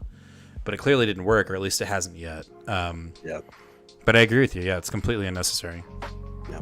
But overall, this issue is it really is cementing the I don't know, like we're playing in the real world, even though this is obviously a fictional story. We're very much playing with real world ideas, real world conspiracy theories and institution. It's not just conspiracy theories, right? Like it's the institutions, it's religious institutions, and he brings up the Freemasons and he brings up Bigfoot, and it's just I like how entwined with the real world this is. Patrick also says maybe he's testing, or he says testing the limits of his personality. I totally agree. Like he's really trying to push him to the limit to see where he'll fall, if he'll quit, or if he'll do something that's just completely out of character. I don't know. That being said, this cover though, I really like this cover. Like this is probably one of my favorite covers. It's a good one. Yep. All right. Next up, we have Nuclear Family #4 from Aftershock Comics. Nate, I'm going to let you take this one really quick. I need to go use the peeper room. Yes. So in the previous issue, we had our the two kids from the family and the boy that they are following. They fall through the roof into a room where people are being tested on. It turns out that what they're essentially doing is testing a serum an injectable serum that will help people survive massive amounts of radiation. And we actually get probably some of the most gruesome art that we've gotten so far from this series. They inject this guy who's like strapped down to a standing table, and he starts jerking and squirming and kicking, and blood starts pouring out of his eyes and out of his mouth, and sores start opening on his legs, and but he doesn't die. He survives. Essentially what they inject him with is like radiated isotopes and stuff, and even after this massive injection, he still lives. Now, we also see that there is some negative effects to this as well, because as you can tell from the cover, and we get one panel of this from the previous issue, there are guys that are strapped down that also look like they are like zombified, like that they're brainless and not all there. But of course, nothing's gonna last too long, and the main bad guy, I can't, who knows names? Who knows names? The main bad guy, who was like the dad's friend, comes in with the parents because I guess they were about to inject him, and they're like, "Oh, what the hell's going on here?" And there's basically a scuffle, and the guy gets stabbed with the isotope, and the mom like injects the isotope into his neck. And he's like, he says, "The phenobarbital, give me the phenobarbital," which I thought was hilarious. And right before they leave, the kid that's been helping him out unstraps the guy that had just gotten also injected with the isotope, and was like trying to help him, and they're like, "No, you gotta leave him, like just leave him behind, he's not gonna make it." And they do, and the guy goes feral, like straight up just runs at the soldiers. They start shooting him, doesn't matter. He jumps on one of the lab techs and bites him in the neck, like straight up zombie vampire style. He ends up getting his whole side half of his body blown off. Yep. And they leave him, and they're all screaming and all like, "Ah, no." And then we finally get to see some of the other layers of this massive underground city. They get on the elevator and start going down each floor, and there's this really cool, one page where each panel is a different floor, and as they're going, I know you can't see the details, but you can just tell by the color. It gets shittier and shittier, and shittier. And by the time they get down to the very bottom, I saw the third panel and say, okay, that's it.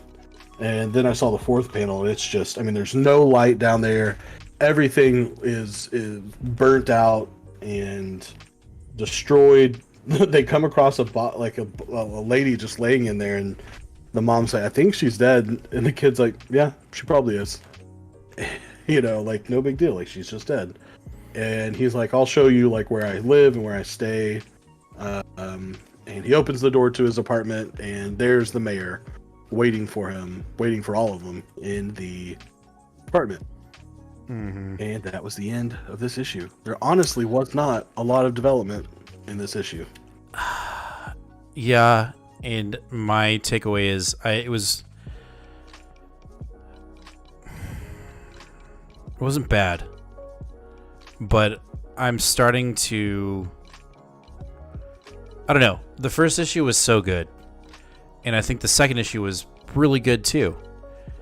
I think issue 3 and 4 have been the lowest, in my personal opinion. No, I totally agree. It's just, I feel like we've kind of lost. It's like, and now we've got military zombies, and you're like, huh? I don't know. I just, it's like at the end of issue 4, like you said, the mayor shows up and is like, we meet again, and I'm like I was waiting for the oh shit, and I was like, oh. Okay, yeah, that makes sense. Okay, well, that was fun. Everything. Uh-oh. You hear me still? Yeah, but it sounds like you're not coming out of your main mic.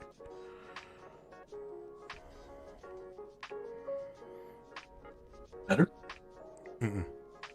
Yeah, There it just feels very rushed. It feels like we're missing an issue between the beginning and end of this issue. You know what I mean? Like, it felt like there could have been some more between them busting out and them going all the way down, and it's like, okay, this is the penultimate issue. We got one more left. Here we go. You're like, wait, huh? Wait. Yeah, and also I don't think done anything. We haven't established anything really. Yeah, I felt like the first two issues established enough and kept you in mystery, and then in these past two issues, it's like, hey, here's this new character.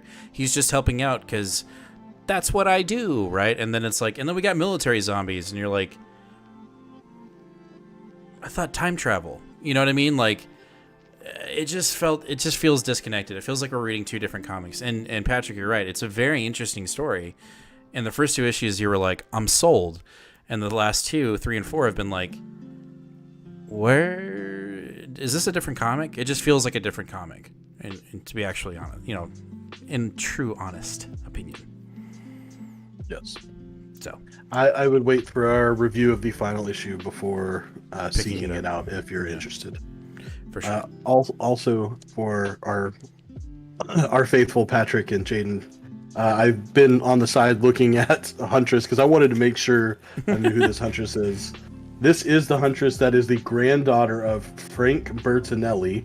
She's the heir to the entire Sicilian mob, and she disappeared. This is the same Helena Bertinelli that's in Grayson, if y'all have read Grayson. And then she assumes the mantle of Huntress right when it transitions from New 52 and when we go into Rebirth. So that is when she becomes Huntress. So she's only been Huntress for 4 years now, 5 years. Anyway, y'all are right. It's that Huntress. All right, our last issue that is not in our honorable mentions, and that is from Boom Studios. Something is Killing the Children, number 16. Nate. Oh, yeah. Yes. Is this your pick of the week? Well, it's the last book, right? It's got to be. Well, I thought it might be in your honorable mentions. Anyway, please cue the music. That's Nate's pick of the week. Yeah, I'm not going to put my honorable mention, or I'm not going to put my pick of the week in honorable mentions. I never know, dude. You might be that crazy. You're just like, do it, fuck it. I'm not that crazy. So we finally get... I don't know if we can quite call it an origin. We're going to call it an origin arc. This is the origin arc of Erica Slaughter. Part 1. Part uno. So this is picking up where we have seen before somewhat. We have seen that her parents get slaughtered by one of the monsters, and she's hiding out in the closet with the that little puppet thing that she has. And what we have seen before is like she's hiding there, and something's about to open the closet, and you don't know what it is. And it turns out that it is not another monster. It is one of the members of the House of Slaughter. And she's got her mask on, and she basically has like a conversation with Erica. Like, it was like, hey, like you did really good. Like I'm sorry that what happened here, sucks and it's intense, but you did really good. And then Erica sort of has like a flashback. Which is weird because this is in itself a flashback. But she flashes back and it basically shows like the gruesome like scene where she's fighting to try to save her friend, because it's not just her parents that get killed here. Has a friend that's sleeping over as well. And as her and her friend are running from the monsters trying to get into the closet, her friend falls and starts like crawling and putting her hands forward, and Erica reaches down and grabs her hands and starts pulling her. And then all of a sudden she flies back and falls on the ground and is just holding her arm in her hand because the monster has chopped it off. Nope. And it's very bloody. It's very intense. And then it cuts back to the girl with Erica, or the lady with Erica, saying like, hey, like you should come with me. Like you've done things here that people with training can't do. And so we get a little bit of like not a montage, but like just like a little bit of a character development scene with them riding in the car, just having a conversation back and forth. You very much kind of, she's obviously like a little girl. Erica's a little girl, still, but like you can see her personality sort of popping up of like, that she's not going to be pushed around, and that she's kind of always in charge of a little bit of what's going on with her. And she starts talking to her about silly things, and she's like, like you're really good, at being intuitive, and you're perceptive. That's what she says multiple times. You're perceptive. And they pull up to the House of Slaughter, and they are greeted by Aaron, who we have seen before. Aaron, unfortunately, is the member from the house that first shows up besides Erica, and he sacrifices himself to let them get away. I believe that was like in issue 6 or 8, something like that. But of course, because this is in the past, he's still here. And everyone kind of is giving this lady shit, like, you can't bring her here. Like, this isn't how it works. Like, this isn't the rules. You can't do this. And in the car, she's like, hey, there's going to be a lot of assholes. Like, just don't let them bully you. And Erica points at her and is like, is this one of the assholes? And she's like, yeah, don't let him bully you. She's like, but can I bully him? She's like, yeah, sure. Yeah, you can. And then I don't think either of them are ever named. But another woman who's like in charge. It's the woman that is from the previous issue that is in charge of the party that kind of comes in and wraps everything. They're about to take out everyone in the gym. The clean crew or whatever. Yeah, the cleaning up crew. It's that lady. She comes out and is like, you can't do this. Like, you're not allowed to bring her here. She's not initiated. She hasn't been trained. She hasn't been vetted, any of this stuff. And the lady's just like, yeah, I don't give a shit. She's here, and she's already better than half the people that are here. So like, let's go. In some ways, it's a little bit of a like obvious like, oh, she's better than everyone else. Like the sort of story, like, okay, like you're better than everyone else. You started out on a higher plane, but like, the parts that I really enjoy are we get some of the classic horror at the beginning of this issue that we've seen throughout the entire series. somewhat, most of it is suggestive, but then you turn the page and you're like, oh shit, arms being cut off. And we also just get a really fun development of Erica's character. Seeing her backstory is just a lot of fun. I feel like sometimes we get into stories like this, you're like, man, I really wish like I could know about this character, like who they are, like where they came from. And it's not often that like you start getting that like 16 issues in, you're going to say, hey, we're going to go back and cover that. But I think this is the perfect time in the story to do that. And it works out great. Tell me the fun fact. Let everybody else in chat know the fun fact that you told me yesterday about Tynion. Oh, so I was going through my polls because I added Wind to my pull list. And Tynion has 6 ongoing titles right now. Like I guess one of them technically is a mini, but it's about to start, and it's a 12-issue maxi series. So he's got Batman, and he's got Joker. Then he's got Nice House on the Lake, which is about to start. All 3 of those DC titles. He's got Something is Killing the Children and Wind from Boom. And then he's got Department of Truth on Image. So that's a lot. That's a beefy workload. He is the definition of beefy. So I'm just gonna go ahead and put it right now. You're not gonna like this, but Tynion greater than Duncates. I will agree. I will agree. That's not a knock. That's not a knocking. It's no, they're completely different writers. They're just different. But Tynion is DC's. Tynion is DC's Donny Cates. For sure. He's doing a better job. Anyway, so that is Nate's. That's Nate's pick of the week.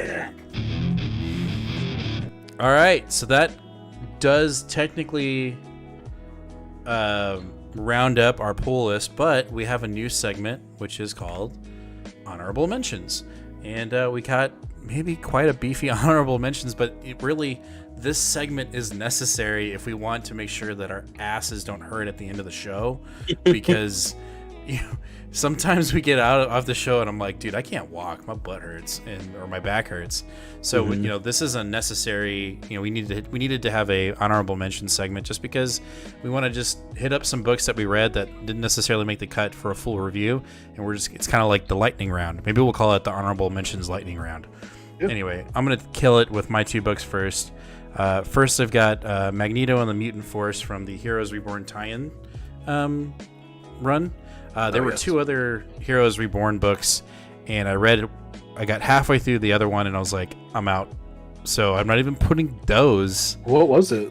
They were the Siege Society and Young Squadron. They just weren't good. But this was good. This was really good. Basically, it's just, it's the X-Men during the Heroes Reborn run. They're oppressed. Charles is dead. Magneto is in charge now. Basically, what we find out in this book is they're trying to revive Charles's subconscious back into his body, and it goes horribly wrong, and they end up actually...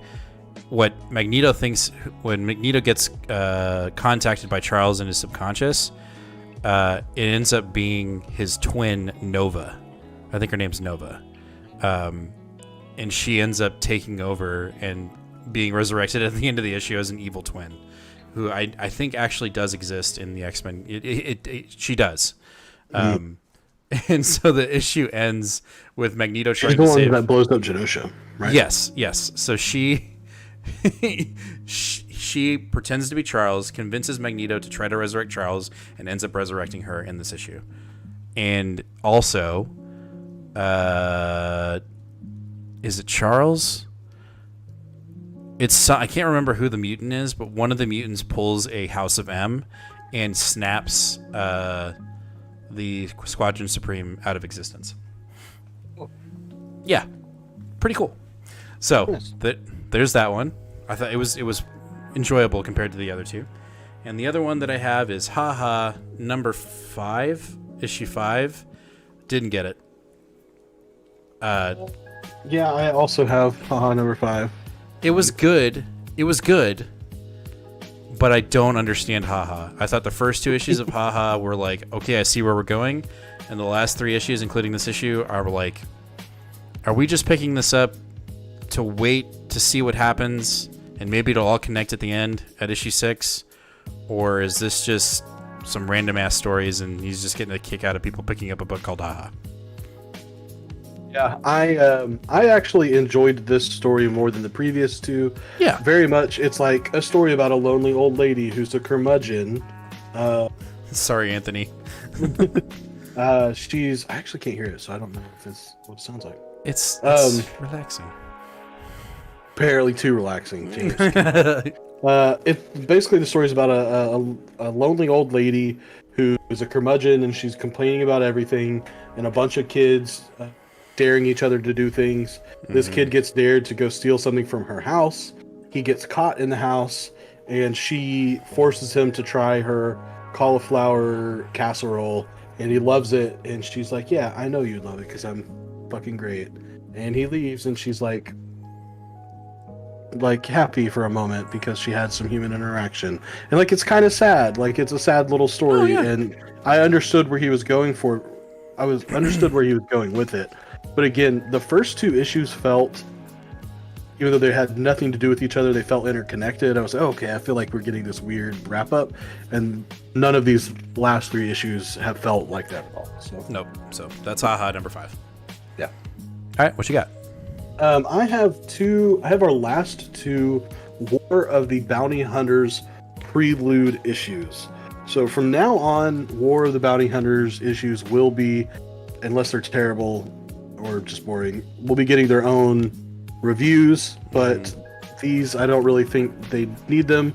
The Dr. Aphra issue, I would say, is okay. The issue's not horrible. It doesn't do the best job of segueing its current plot line into War of Bounty Hunters, but it doesn't have to try that hard because it just makes sense. Like, her outlawness makes sense that she would be wrapped up in this galaxy-wide hunt.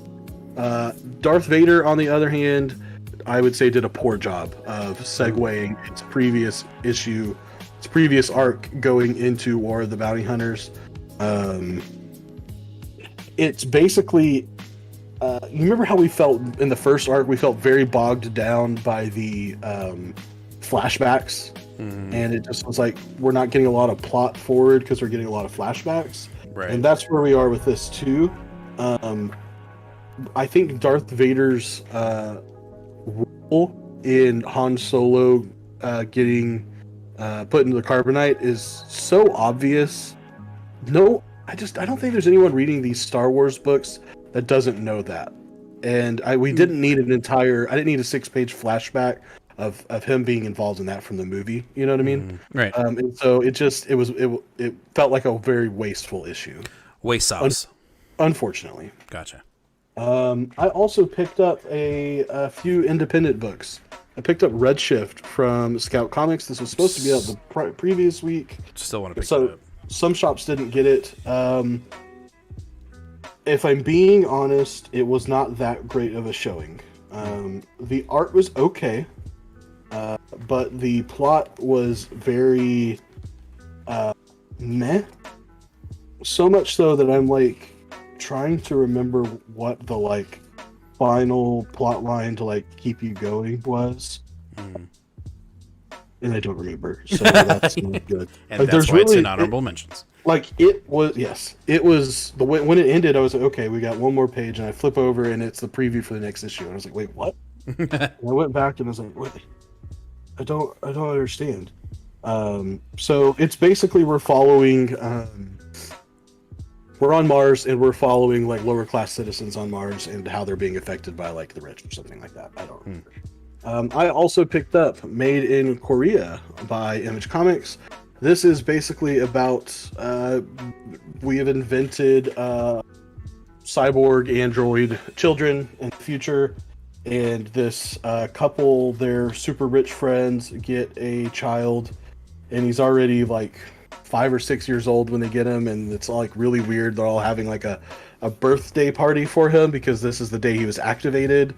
and all the ladies are like, "Oh, he's so cute and perfect." And then the dad of the kid invites him, the man of the couple, hey, come in, we're going to talk about him. And he's basically like, they go into this office where there's a bunch of books and guns and they're smoking cigars, and he's like, "Yeah, I don't give a shit about this kid, like, just make my wife shut up and whatever." And it was kind of strange. And then we also we got this other story with a guy in Korea that is creating some kind of code, and he's afraid that the company is going to take it from him without getting him credit, and so he releases one for a reduced price for someone to buy so that it can get out there so that he'll get credit for it or something. And the couple that we were introduced to end up getting it, and it's like a little Korean girl, and she gets activated, and at first, like, she doesn't act the way that they expect her to, like she's frightened, and that shouldn't happen, but then she like kind of opens up to them, and you get a couple of scenes with them trying to bond with her, and they take her to a room where there's a bunch of books, and they like, "Hey, go to, good night, sweet dreams." And she's like, "Okay." And she wakes up, and it turns out the whole night all she did was read all of the books in the entire room all night, because she's a fucking robot. She doesn't need to read or sleep. And she was like, "Oh, good morning, mommy and daddy. Are these dreams?" And that's how the issue ends. And I was like, okay, I'll pick up the second issue, but that was kind of weird. And then last but not least, one that will definitely be reappearing on the show is The Blue Flame, #1. This is by Christopher Cantwell, who is writing the current Iron Man ongoing. You told me I needed to pick this up. Yeah, I think you need to pick before this the up. show. Okay. Yeah, I think you need to pick this up. So, but I also said this. So this is by Vault Comics. There's a lot of motivations for picking this up. One, I was very intrigued by the art. There is also if you watch our comic book haul next Wednesday, you will see a variant cover of this, which is awesome. And it's Vault. And I was like, man, I don't think I'm reading any Vault books right now. I might as well pick one up. Yeah. It just feels really good. It feels like a Boom book. Like it. So the story starts out with Blue Flame. That's our main character. That's his like superhero name. He's like flying through space. It's super cosmic. It's awesome. And he lands on a planet, and it's like, oh, there's signs of life here. And these people come out, and they kind of start fighting and trying to, like, you got to come with us. And he's like, I don't fucking think so. And then they're like, no, please, like, we don't want to hurt you. Just come with us. And so he stops because he's like a peacemaker. And he's like, all right, well, I'll come with you guys. Well, I don't know this shit. And then they go into this room, and he gets put into this. He walks out into this big circle, and then a light comes on, and there's all these people around him, and they're like, "Oh, this is the tribunal consensus. Welcome to your trial."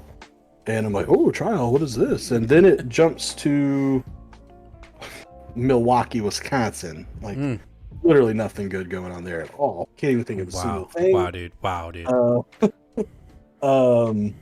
And it basically follows the same guy through his normal life as like he's like a boiler repairman, and he plays a character called the Blue Flame with a group of other people, of other like dressed up superheroes, and they basically are like fake. Like, they're not real superheroes. No one thinks they're real superheroes. They just like dress up to go to like shows and stuff. And like people come to take pictures with them and get autographs, and it's really strange. Like I don't get it. Like, I don't understand what this is. Like, I don't understand where we went with this. I was just like, what is happening? This is dumb.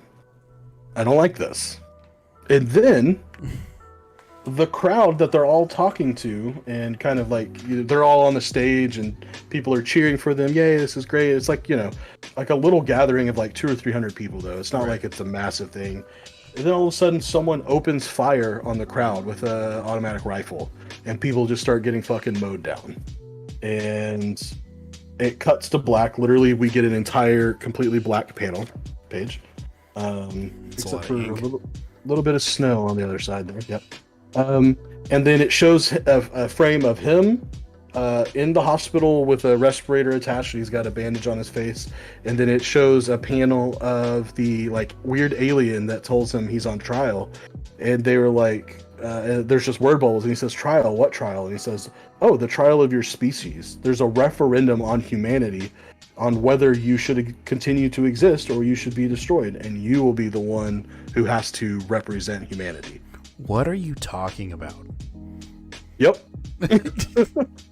So, it seems like the Blue Flame goes from this fake superhero normal guy to a massive Silver Surfer style cosmic Green Lantern dude that travels the cosmos, going to different planets, and he is going to have to stand trial for humanity because he's the only spacefaring human that they know of, or something like that. I don't know. I don't know. This could be amazing, could be terrible. If I get a ton more story of this, like the dialogue wasn't super awesome when they're not superheroes, and so if it's a bunch of that, I don't know that I'll get past the first arc. But just this idea that like some aliens, a huge collection of aliens are putting humanity on trial, I think is super cool. Okay. So, All right. and I love Cantwell's Iron Man right now, so Yeah. I think that I will give him 5 issues to keep going. I'll go pick it up. There's our honorable mentions. Honorable mentions. We need it in order for our backs to survive. Yes. Well, that is the end of episode 43 of Two Fat Guys Pull List here on YouTube. We say it all the time. If you're not subscribed, hit that sub button, hit that bell, give us a like. Don't forget to sign up for our Two Fat Guys Pull List mystery pool. Next up, we've got the month of June, but you have one more day. You got Monday if you're watching this on right now, or tomorrow. You have until Monday, at the end of Monday, to sign up. So do that. And also, again, everybody that's watching, Jaden, Patrick, Anthony, anybody else in chat that was here that is watching, thanks again for watching, for supporting us and watching us live. We appreciate you guys. We love talking about comics. We love just hanging out with y'all and talking, because we want to talk about what we read and we want to geek out with everybody else. So, and then also the main reason for the show is to get people to read more comics. Let's get more people into it. Let's get more people reading and digesting this stuff and really just opening their minds to this stuff. And again, thanks guys for watching. And as always, like I just said, read more comics. We'll see you guys later. Bye-bye. Patrick, I'm